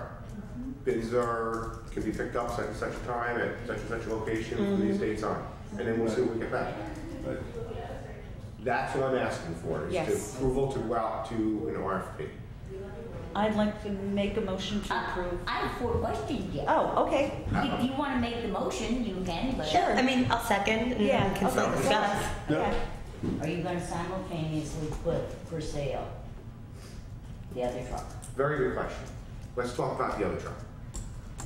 In conversations that I've had with used apparatus vendors, the first bid I got back that if our ladder truck becomes available was $120,000. That's all? Let me finish. Which I thought was an insult to me, because, you know, I consider these trucks personal to me. It goes with the position. So I said, that's just unacceptable. So they went back and they talked about it, and they came back with $130,000.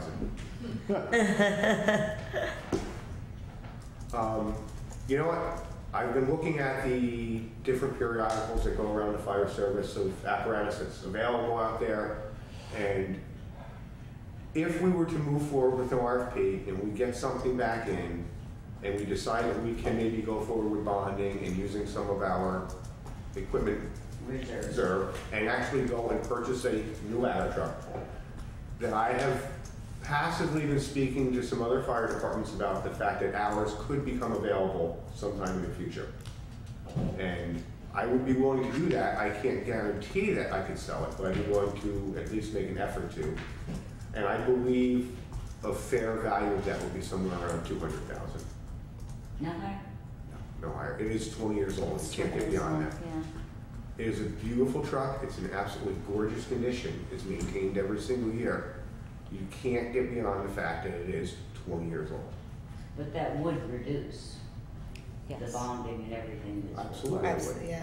So And- could we qualify that we allow not only what you're proposing, but that at the same time to authorize Kevin to begin to build? Research, yeah, I kind of just Yeah. chatting it up with people. I know there's departments that are actually thinking about getting a ladder truck for the first time. There's a few departments in Ulster County. Our last ladder truck that we had, that we got rid of in 1995, we actually sold to the village of South Fallsburg in Sullivan County. So there's departments out there that would actually probably be very interested in coming down and looking at it anyway. Because I think those two things should run on parallel track. The other thing is, Okay, that was question one. that's question one. Authorization, do you need authorization by this board to allow you to review your spec proposals with the village attorney? Once I take this document and make it a little more generic so that it's acceptable to any manufacturer of fire apparatus, I would very much like the village attorney to review it before it went public. Okay. yes, we met yesterday, and that was Well, something that we let's make discussed. sure Strictly let's to amend cover- it. Before it comes back to Cover the village me, board. cover you, Yeah, cover but because of, I think we need to authorize that Kevin, without coming back to us, can review the specs with the village attorney. Absolutely. So they are as they should be. I think, by this time next week, I can have redone these. Okay, And then I'll get them in the And hands then of we'll the send them attorney. on to Will. that's two. Yeah, Great. 2 more. I know. I know what they are too. All right, shoot, let's go. Let's hear You it. do understand, since we are talking about a potential fire district, Correct. yeah, and I am perfectly happy to go in parallel track. I don't want this purchase in any way to be construed that the subcommittee will not do their job in terms of investigating and recommending to this board the fire. Of course not. I think these are, I consider these separate issues. Yeah, You understand? absolutely. Okay. Separation. And fourth question is, That was easy, I didn't even have to talk. fourth question is that do you and the fire department understand that should we move to a fire district, the voters approve that, you will then buy back the equipment? Absolutely. Okay. Yeah. Says that in That's Mhm. what Nancy says. Yes. Mm-hmm. I'm talking to the fire chief, not Nancy. I know you Okay. Well, we have to negotiate the are. I price. actually don't I mean, see I that. mean, See, I don't see Nancy. It's, first off, you Sally, heard what he we're gonna said. have to negotiate the prices because you're gonna be selling used fire apparatus. That's right. Might That's only right, be and that's what I 20,000. want the board to understand. No, that's totally fine, yes. No, it's Yes. not necessarily fine. Okay, I met with Kevin, I met with Nancy, these are the things that we discussed, which is Yeah, why but- Nancy but it's wrote like the a new memo. car. You drive it out the lot, Mhm. the value decreases. Right? Okay, so, yes, I can Yes, rework these, get them to the village attorney, and upon his approval, I can get with Katie and go out for an RFP. We need to vote on it. Yeah. w- And So, then so before you go. do we have the proper amendments in the Yes, I motion? did. Brian, you got it all, didn't you? What? We're The- moving, we- moving to authorize, Rebecca's motion was to authorize Kevin to go and redo Chief McGuire. and write the specs for a new ladder truck with the understanding those he has the right to review that with the village attorney without having to come back to us. And we understand the relationship of working on a parallel track. With other things that are regard to- happening. With other things that are happening. Okay, With selling the already owned truck. is that all acceptable to you? absolutely. Okay. It All in was seconded, all in favor? Aye. Aye. Thank you Now, very much. before Kevin goes, I would like to ask, is it possible that we might have a recommendation from the subcommittee Rebecca, regarding the subcommittee you're chairing on fire district exploration. We have a meeting set for next Wednesday. Yes. So we might have a recommendation. If all goes well, we may have something before the next board meeting. Excellent. And yeah. And We will have it as soon as possible. I somehow doubt before the next board meeting, but I'm I going would to stay favor. because I want to actually sit in on number 14 here. okay. Thank you very much, Kevin. Thank you. Thank you. Do we want to do Let's see. number 14? 13. Yeah, I think that's the only item that anyone is here specifically for. We're still waiting on a recommendation from Brian. You know that I circulated an email fairly recently that stated that I spoke to Apple directly. It is not a state bid item. Right. I did speak to Apple, and we are waiting to hear from our computer expert on his opinion on whether or not that would meet the need.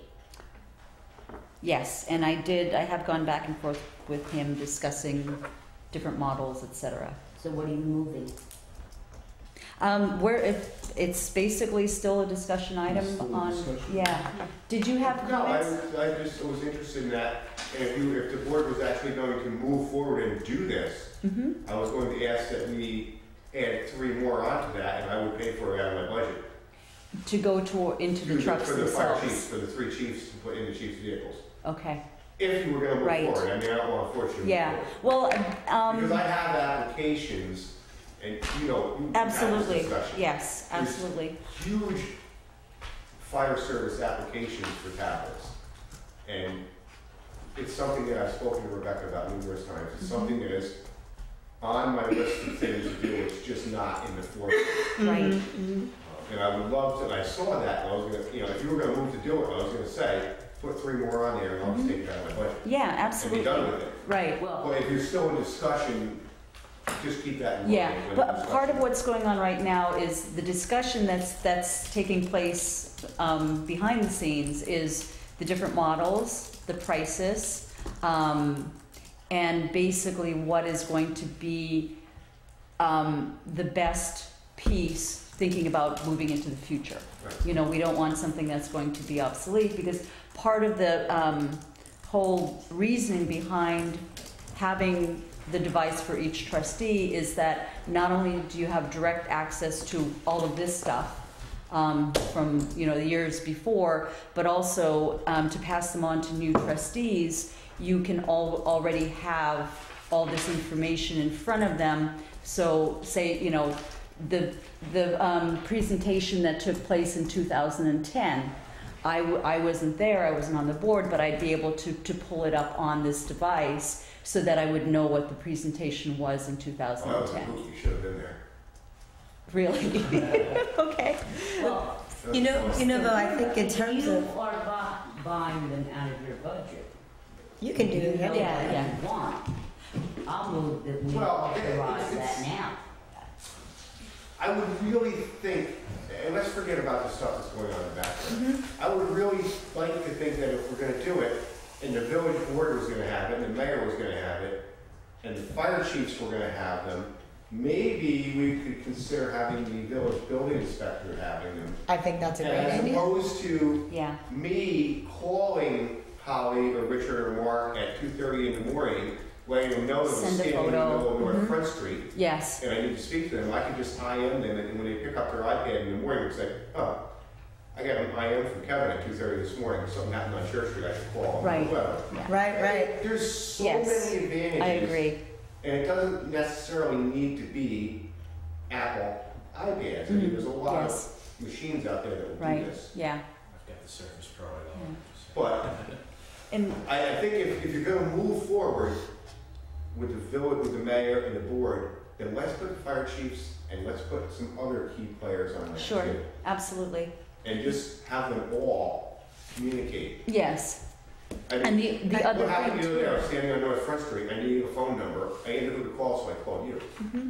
right, That would all be just easily accessible to me. yes, absolutely. I'm- And also being able, being able to send photos, if you're at a specific site, to be able to send a photo to one of our building inspectors. Here I am, here's what's going on, you need to get here. Yes, That, I mean, that would also require, like mine does not have an internet plan Right. that is a monthly plan. I just connect to Wi-Fi wherever I am. So that would be That would another want to cost do, consideration right, yeah. that would, but I'm actually significantly more in favor of buying them for the fire department, the building inspector, maybe, one for the DPW than I am for any of us.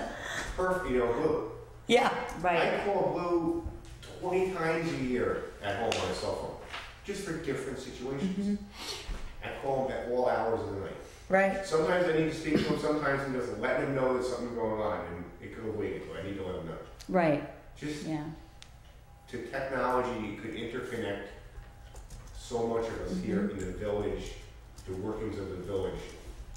I think it's really worth doing. Well, I agree with Ariana and what she said, but so you don't have the prices, it's not on a state bid? It is not. Not on I state did the bid. research on that. Okay, so we're tabling this until the next meeting? With further information from Because there are our multiple different products that can be purchased. We went to Brian, he's the tech guy, to say, here's several different choices. Please advise us what you think will carry us through, what will be the best technology, what will transfer best to the next set of trustees. We just haven't heard back from him. What his opinion Again, is. right, Okay. yeah. So we had, the conversation I did get one email from him again today, but then kind of stopped there. I responded. The iPads are wonderful machines. I have one, Mhm. but they do have their limitations Right, for certain. And it might be things that the IT guy is going to be acutely familiar with. Well, the feedback we had received from the board at the last meeting was that you specifically wanted iPads because they were the industry standard. If you want us to ask Brian to expand on that, we certainly can do that, but we would need you to tell Yeah. us what it is what you want. If you define the parameters for us, we can find you the information you want. I think we were wondering about recommendations and what else was. I think it'd be wise to get a recommendation from an IT guy because Yeah. yes, the iPads don't have the USB port. Exactly. right, You can only print And wirelessly. the price differential Yeah. is so huge. yeah. So, we'll bring that back to Brian. For Yeah. in the morning. So this is not something we'll be taking action on tonight. No, Okay, so it's off. so we'll put it on for the next board meeting. Only if we have the information. Yeah, but still, just transfer it. If we don't have the information, then we'll pull it. We should have the information by then, because we have been in the This discussion. is this was on the agenda for tonight because we asked for price quotes Mhm. and different prices in order to act on it, and we don't have that information. Okay, Okay. back to the regular agenda. Item number 11, discussion on a local law removing penalties, fees, and fines from the village code. Since this is Jason, should we maybe Yeah, wait for him to be here? I'm fine to wait. Katie, you said that you spoke with him and When I was drafting the agenda, I specifically sent him the mayor an email about things, knowing that he would not be here tonight. He specifically directed me to put this item on the agenda while still taking two other items that had been on previous agenda off. So I would assume that means he's comfortable with the board going more forward with this discussion, but certainly it's your decision, it's your board. Well, have we discussed this often enough? no, No. we haven't discussed it at all. We have discussed it. We have argued over whether we should even do it, but we haven't discussed it. I think we need one to have the park use fees in, and that they're not in the fees. I think we need to have park use vendor fees in. I think the clerk should have copying fees in, and we should have marriage fees in.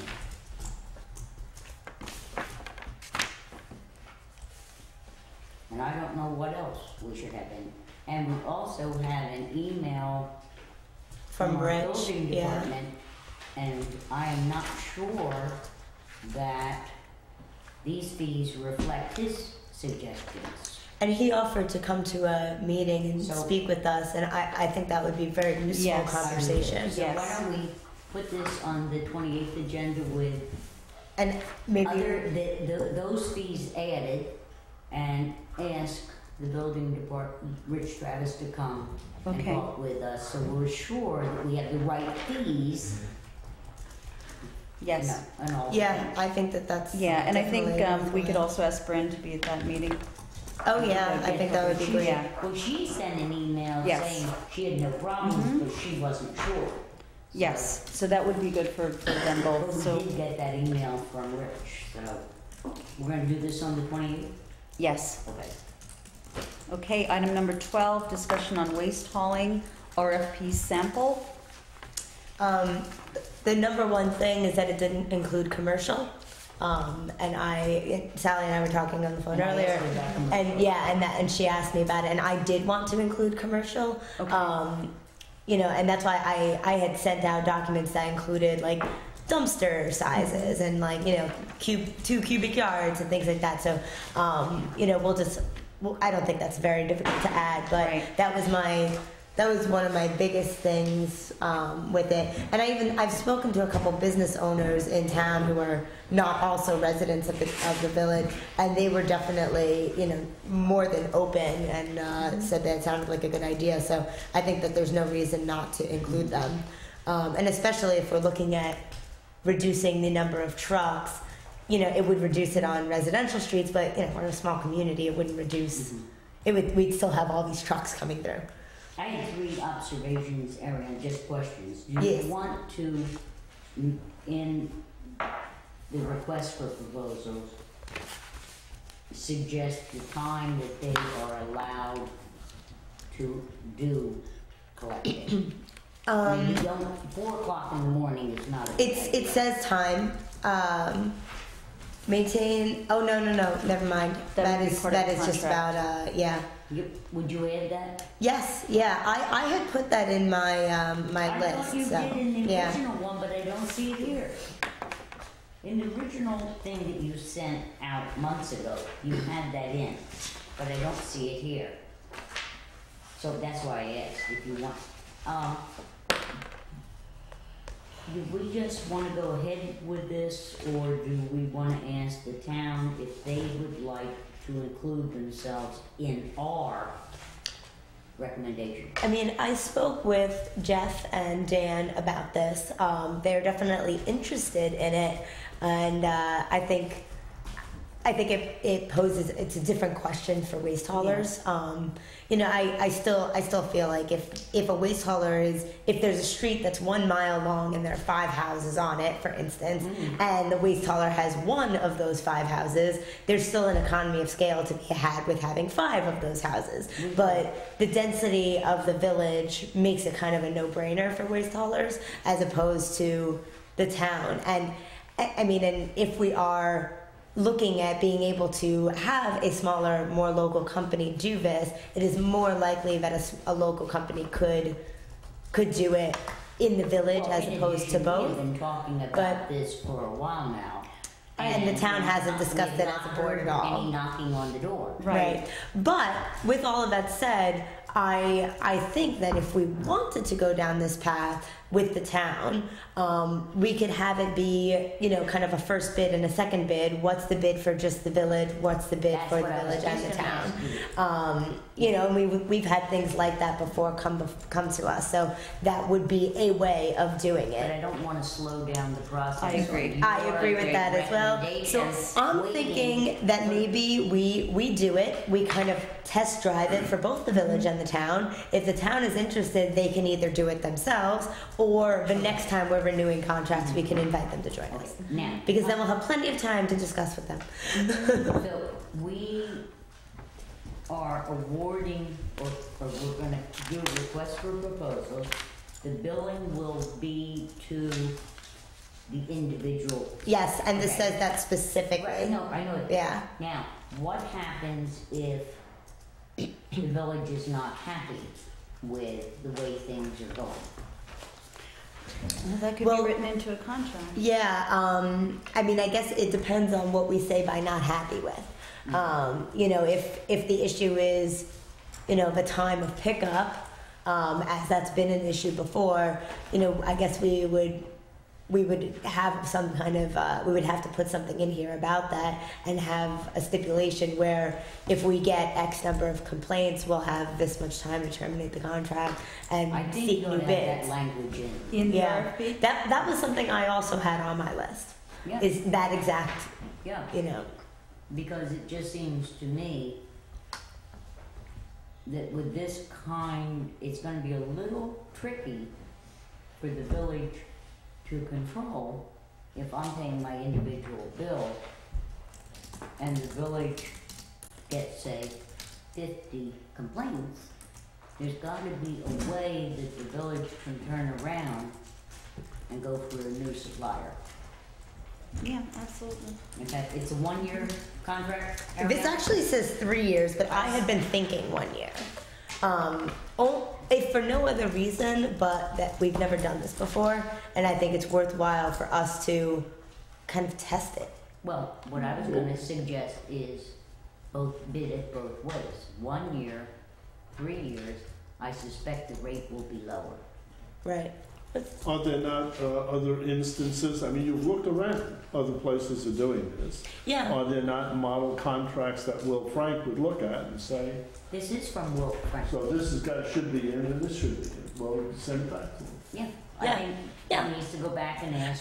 This is why this is the draft, Yes. and this is the conversation we're Yeah. having, and I think you need a severance clause in there, both sides.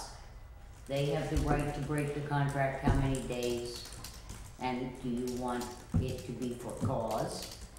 And the same for us. And I would suggest bidding it 2 different ways, Ariana.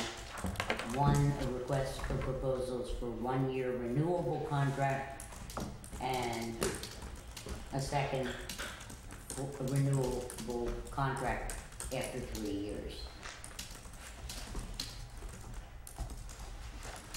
Okay. I think it's, thank you, Ariana, I Yes. think this is a great plan. Oh, well, thank you. So look, I just want to make sure that I have all the things that we, because I'm gonna communicate with Will. One is commercial pickup. That was mine. One is a way to terminate the contract if we are unhappy or if they are violating the contract, Mhm. and the termination should go both Termination ways. clause. Clause. Language about times of pickup, Yep, and Hour limitations, you could call it. times of and 2 different kinds of requests for proposal, 1 year, 3 year. 1 year, 3 year. And there was one other thing that just kind of came into my mind. Now it's gone.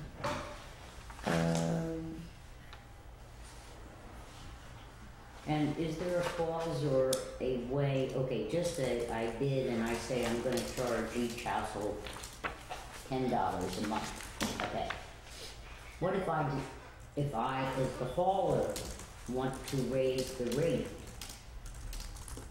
That's in here. Okay, If they want to raise the rate for any reason, they have to get it approved by vote by the village board prior to doing They so. have to have an If they amendment. want to decrease the rate, however, which is also in here, they can just do that with notice to us.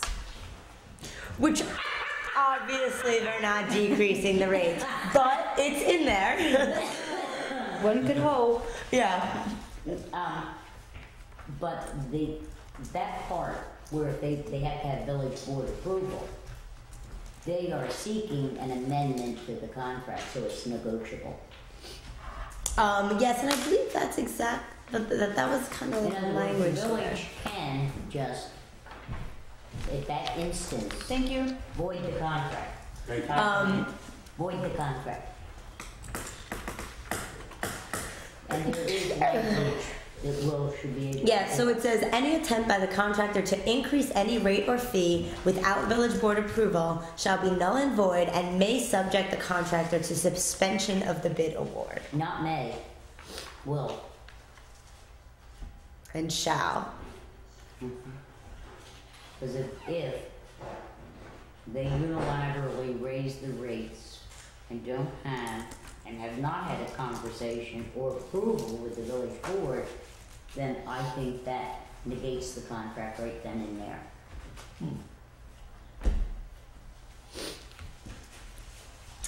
I'm not sure that it should. Oh, I think it should. I know you just said you think it should. I'm not sure. I'm a different person. That's okay. I'm not sure it should. I think Get May, your review questions in, sir. May gives us the option of doing it and doesn't compel us to do something for which there might not be quite sufficient reason. But if they do it without discussion, is I understand when the that. contract I would be null understand and that. void. But we can void it if we choose to. No. That's not what I'm saying. I know that. I'm saying, if I you know, I'm want to raise assuming the that, I'm rates, assuming that Mr. Frank sent this language to Ariana he did. and that he Oh, did yes. it in He with wrote all this. some consideration. I think that the way it's worded by him is appropriate and gives us the option to do what we would choose to do in case of what we would consider a material breach of contract.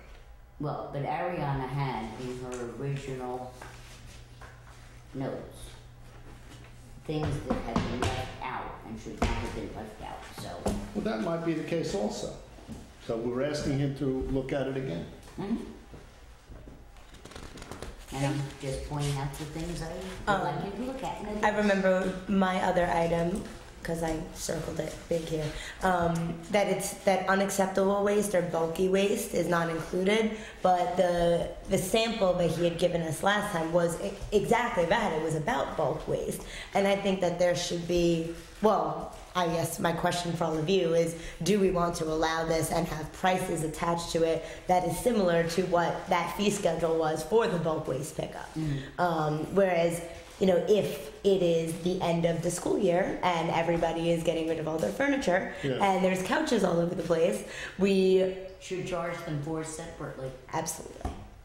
And I gave you the list from Pennsylvania of Yes. what they charge. Yeah, and that was also in the sample that he In the gave us for our sample that last he meeting. said. So I'm thinking that we may, especially the kind of community that we are, Yeah, we may I want to think do we this. And who would be charged? The people who are disposing of Yes, what if they're students and they're gone? their Then the landlord. Which is The what landlord. is Property owner. not unlikely. I mean, I never contracted for waste on my own when I had a landlord. The landlord contracted, and I paid. You know, it was through my rent, Mhm. Yeah, and in turn, and the landlord could keep the security. yes. Part of the security Exactly what I deposit was for about that. to say, right?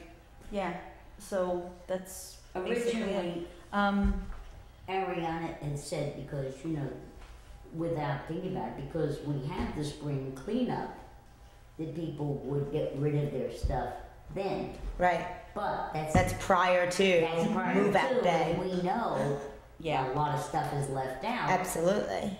And I think the bulk is a good Okay. idea. Yes, absolutely. And also, we would want terms in there in terms of making specific appointments with the hauler where the homeowner or landlord would make an appointment with the hauler. Right, and pay the extra. And we had a fee schedule, you know, how much a sofa, you know, Right. different items. Mm-hmm. So I think that's good. Yeah. I think Right. this is very good area. Mm-hmm. Okay, anything else on this, or We don't need We're to do good. anything. We don't need No. any votes. No, no. Except No. for This was our first. Yes. next. Yeah, Yeah. it'll be on our next agenda for Mhm. sure. Okay, Good. all right, and now, Oh, I do have one related item because we have permits that are coming up. So we need to figure that are the end of May. Expiring. They expire. So we need to figure out how to deal with that. You have an answer? I actually had emailed Will Frank about this a week ago because knowing that the letters were gonna have to go out. Awesome. And most likely although Will hasn't given me a firm answer in writing yet, most likely what we'll do is collect the permits as we do every year. And then when you've actually selected what you're going to do about the RFP and the vendor, the US board will move to refund the other vendors on that sliding scale. That they We prorate it. 6 months. Yeah. Okay. Um, And he said that legally we're good with that because that was like a concern is whether or not they had the ability to come after us for. Can you send us the permit, Sure. just so that we have a sense of how? I have a suggestion. Yeah. How about we set the hearing for the fees for the same night as the reorganizational meeting? By that time, we will have had the end of May meeting. We will have gotten the fees settled, what we want in, what we don't. What do you mean the fees? Number 11? Huh? Item number 11 here? Yeah. Oh, okay. So what we'll do is finish that discussion in 2 weeks. Mm-hmm. Have the hearing the night of the reorganization meeting, which is the first meeting in June, and then hopefully adopt them at the reorg meeting, and that's it. And you haven't created a problem. I don't know if I'm following what you're saying. I'm not sure I'm following what you're saying. I think it's 2 different lines. You're getting rid of the you're getting rid of the permit process, you mean, for waste haulers? No. Oh, getting rid of the fee. And then so we would issue them a permit with no fee and then we don't have to return any money? No. Who are you issuing? Who do you Waste want haulers. to issue? Waste haulers. Who All right. currently Pay are permitted. $200 a year for their permit. Yeah, so I mean, that's not, that fee, whatever the contract is, doesn't go into the fee schedule. Because I'm paying my own fee. Totally separate. We don't. The fee schedule. You keep until such time as you are successful and can make a recommendation to us for one hauler. Right. At that point, we just delete and refund the money, the balance due. That's what Katie said. Yeah. But the issue is that when I first started talking to Will about this, he said that the idea that we're issuing a permit for a year and then retracting that could be that we could be the Liable. waste haulers could Yeah. sue us. Yeah. Will's working on another solution with Yes. us, and Will presented to the board what to do. So it did come up as part of the day-to-day work for the clerk's office that, hey, we're going to have to send out this letter. Mm-hmm. What do we do, considering the fact that this is Right. also the direction? Why can't you prorate it? That's what Will has already said, Yes. but the solution has not been concrete yet. Which is also why I would like Katie to send us the language of the permit so that we can see what contract essentially they're acting under at this point. And it's a very simple, very, very, very simple, basically it's an invoice. And yes, I'll happily send it out to you in the Okay. morning. Okay, great. Cool. And then we can go from there. Question for us to decide is how long, weeks, do we think it is going to take us to accomplish your proposal? I mean, the RFP says that the submission would be in July. There'd be a pre-proposal conference sometime in June. I mean, these dates can be changed, but you know, we have to agree on the RFP, which I think, based on our conversation tonight, we could probably do on May 28th. But you know, it won't be till June that we have this mandatory conference. Right. And then we could do it within the month of And June. then you have the hearing and you have to have all of that. So what is your envisioned? I mean, I time? think the timeline that Will laid out here is realistic. So just why can't we prorate the bills for that? Right now. Mhm. Well, I think it's more about it's not, I mean, the money isn't the issue, it's how long we issue a permit for. If it's a year-long permit, or if it's a 6-month permit, or if it's a 4 or 3, you know. Right, and that's what we should do.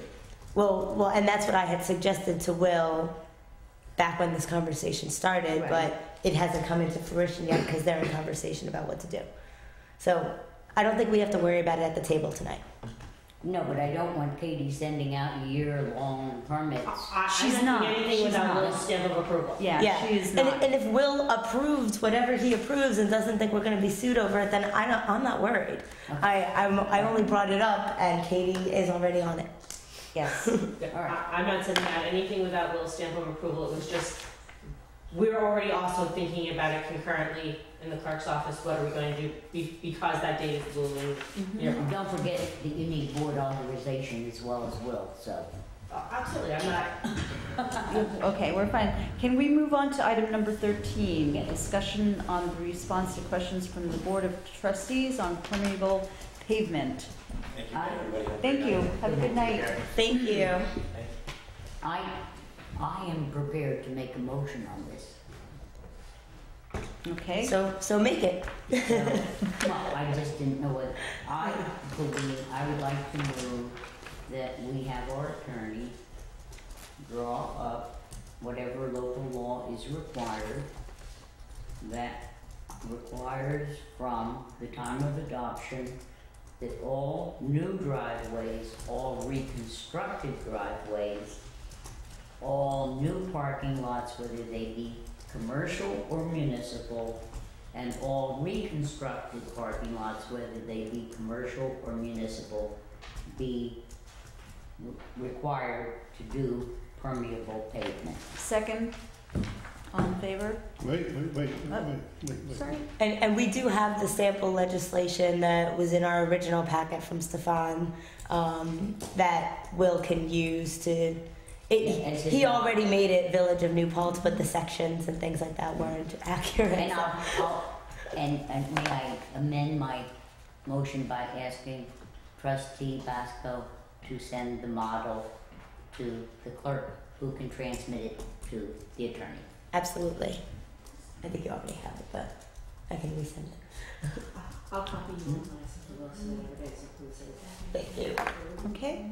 And I just want to be clear, by permeable surface, we mean any of the bulleted types of, that is to say, people have options. Pervious concrete, Right. pavers, sand, and a variety of options.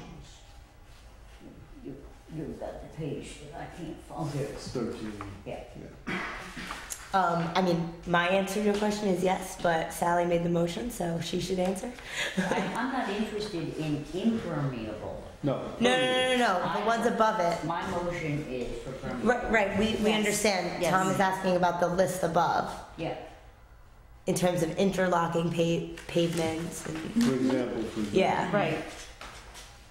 Now, I just want to make sure that we're not in any way telling people that they have one option. Right. No. We are not. We'll spell it Right. out. Okay. Permeable is But it has to permeable. be permeable. But I am quite in favor of this Okay. as a direction for us. to All in go. favor? Aye. Aye. Aye. Okay, and now. Thanks, everybody. Yeah. Stefan's gonna be I love psyched. it. I love it. Good job, Ariana. It's funny, I've seen permeable driveways and it's so exciting to see it out there, you know? Uh-huh.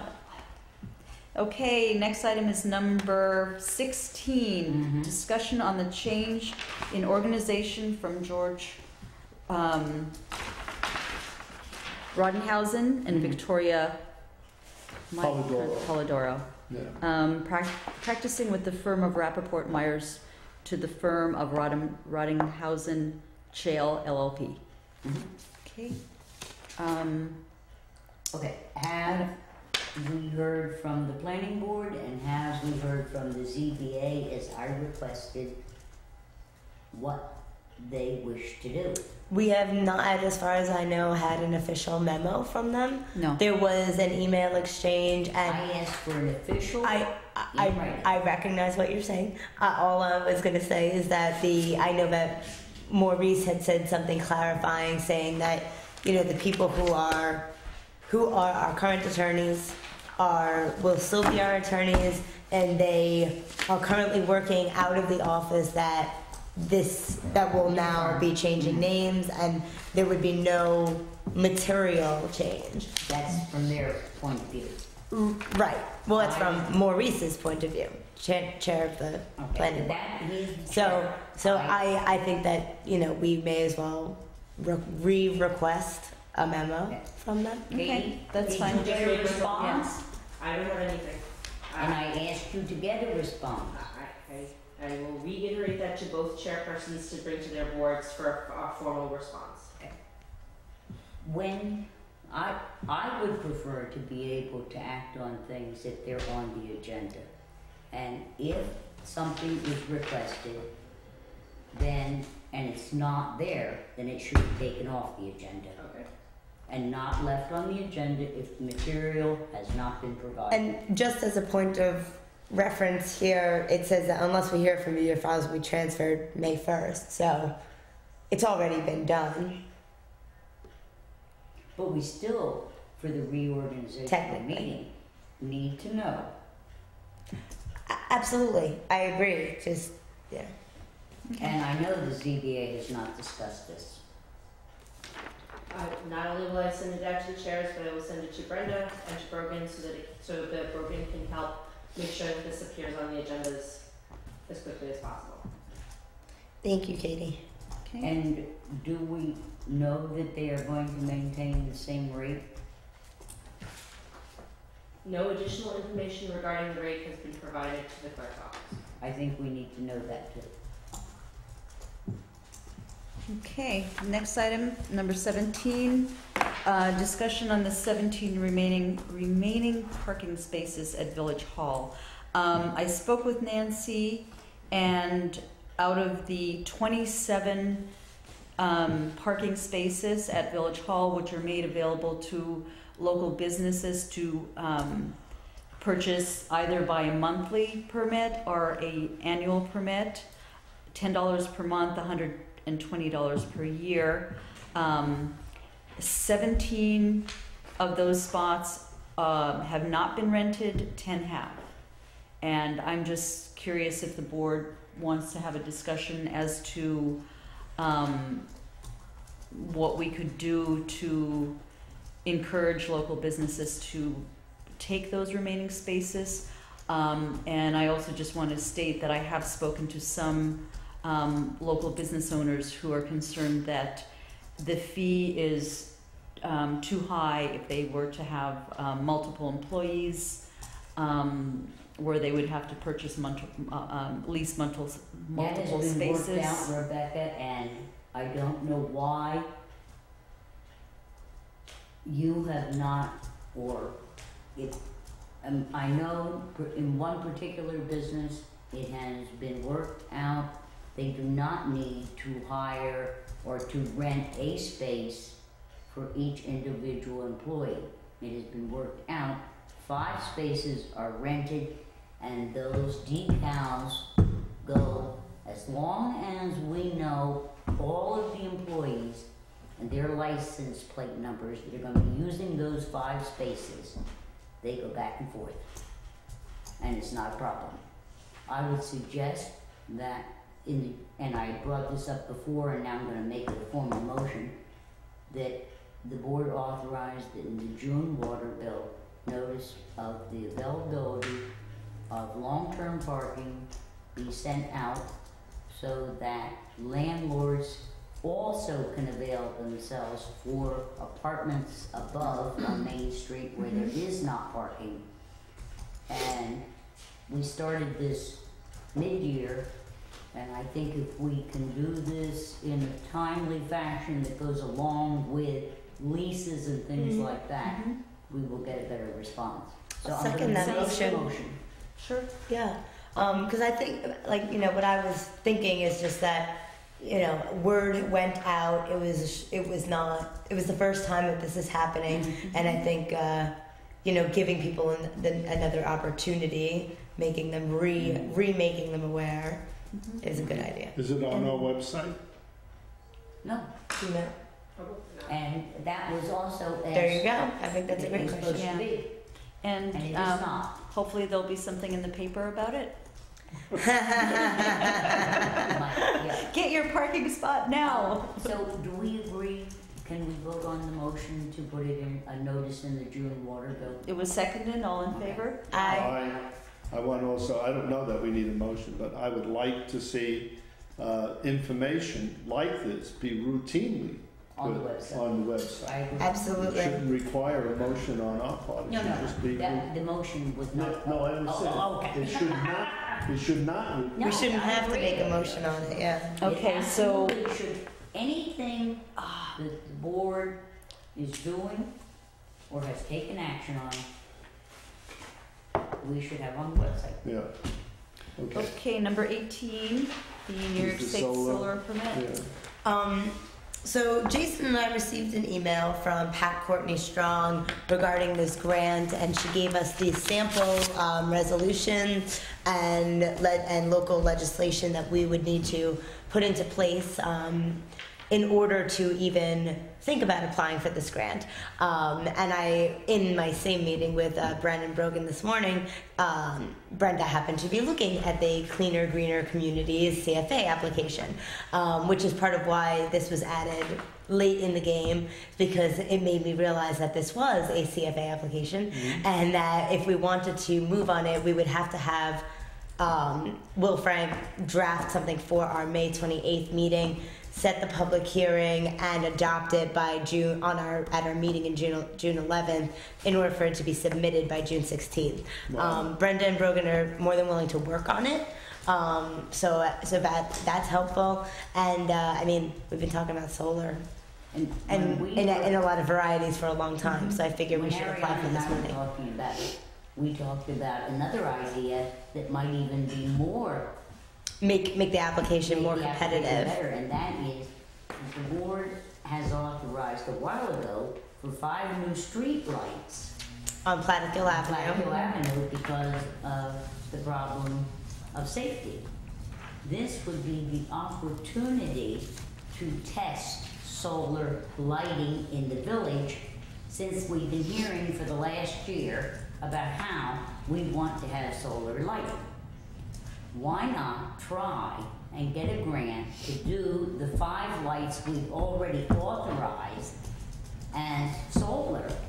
And it's a safety issue, and as Mark Lauer said, there are certain Yeah, certain we'd words get that points for that, for that sure. would help, and that could be our experiment to see if solar is worth pursuing. So basically, though, all we need tonight is to say, because I was not going to have Will draft anything or Brendan Brogan work on it if we did not want to apply. So all I need is a thumbs up that we want to authorize apply. you a thumbs up to apply, and for to do the process needed so we can approve it at the next meeting. Second, all in favor? Aye. Thank you. Okay. Thank you. Yeah, let's get some money.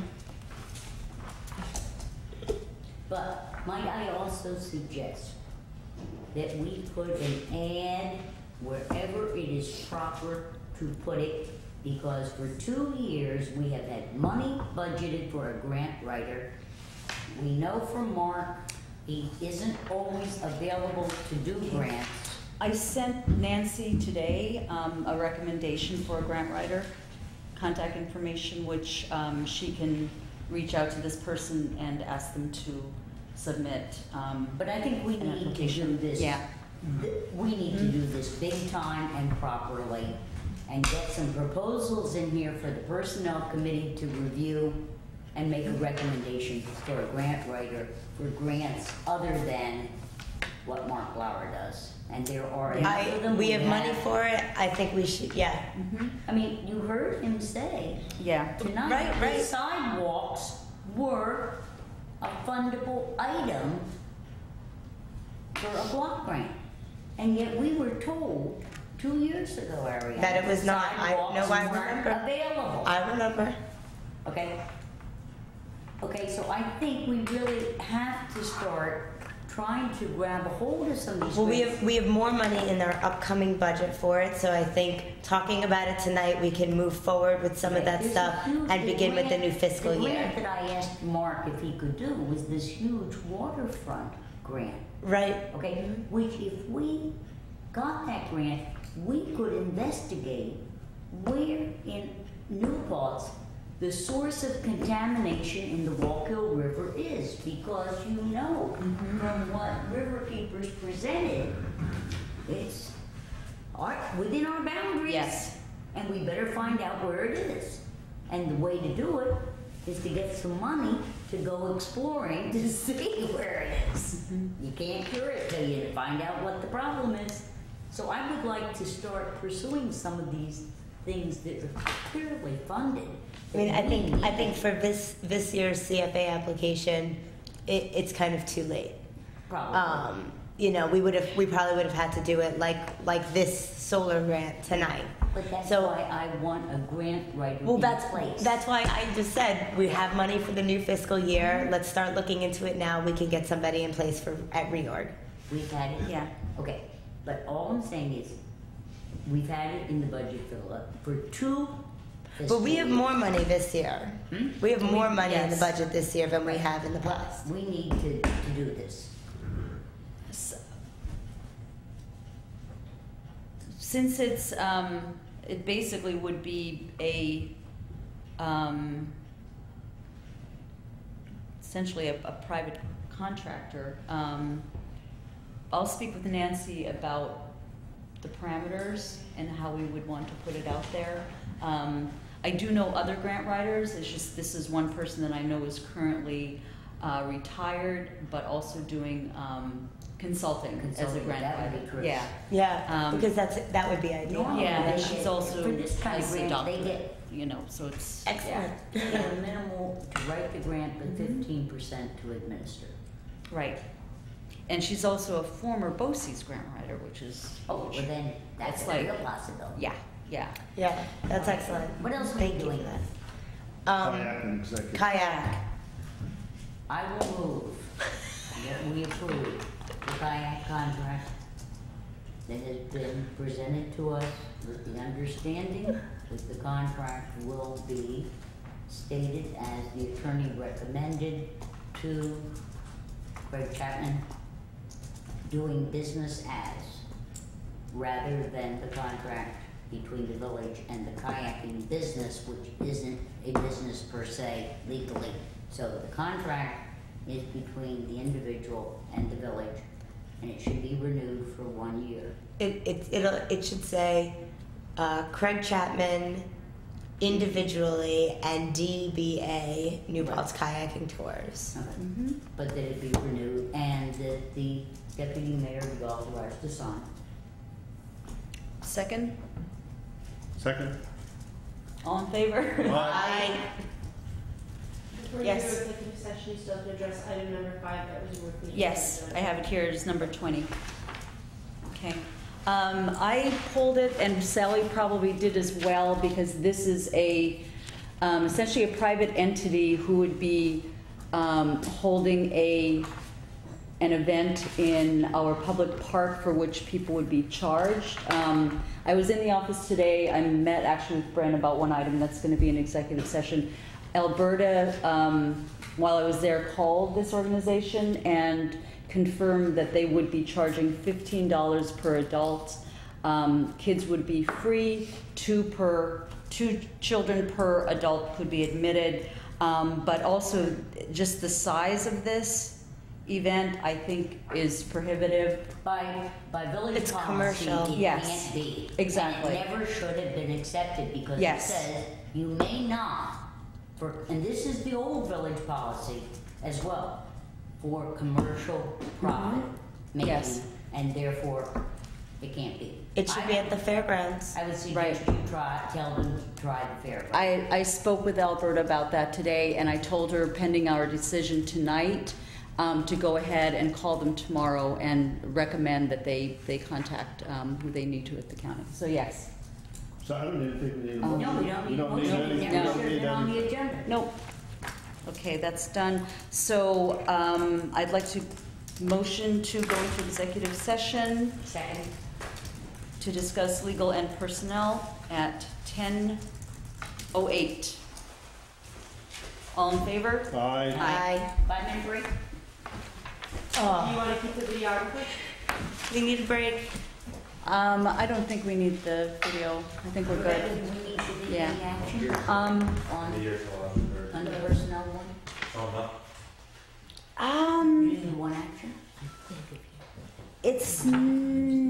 it would be putting something, a request. Why that don't nasty. we agree that one of us will take the minutes if we need to?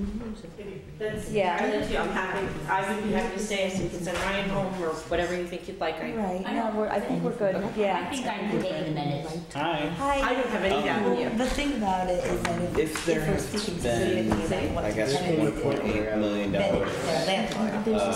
awarded to help repair the sewer, more money needs to be spent to fix it and get out of the consent. Like, what's the total Our revenue expected? in general goes between 8 and 20 basis. Wow, right. Has I'm that not been sure at this point. I'm Yeah, I mean, we've been doing it for years, Yeah, and it's, yeah. that's a really good question. I'll try to find out tomorrow. Yeah. And I'll That's send you I an don't email. think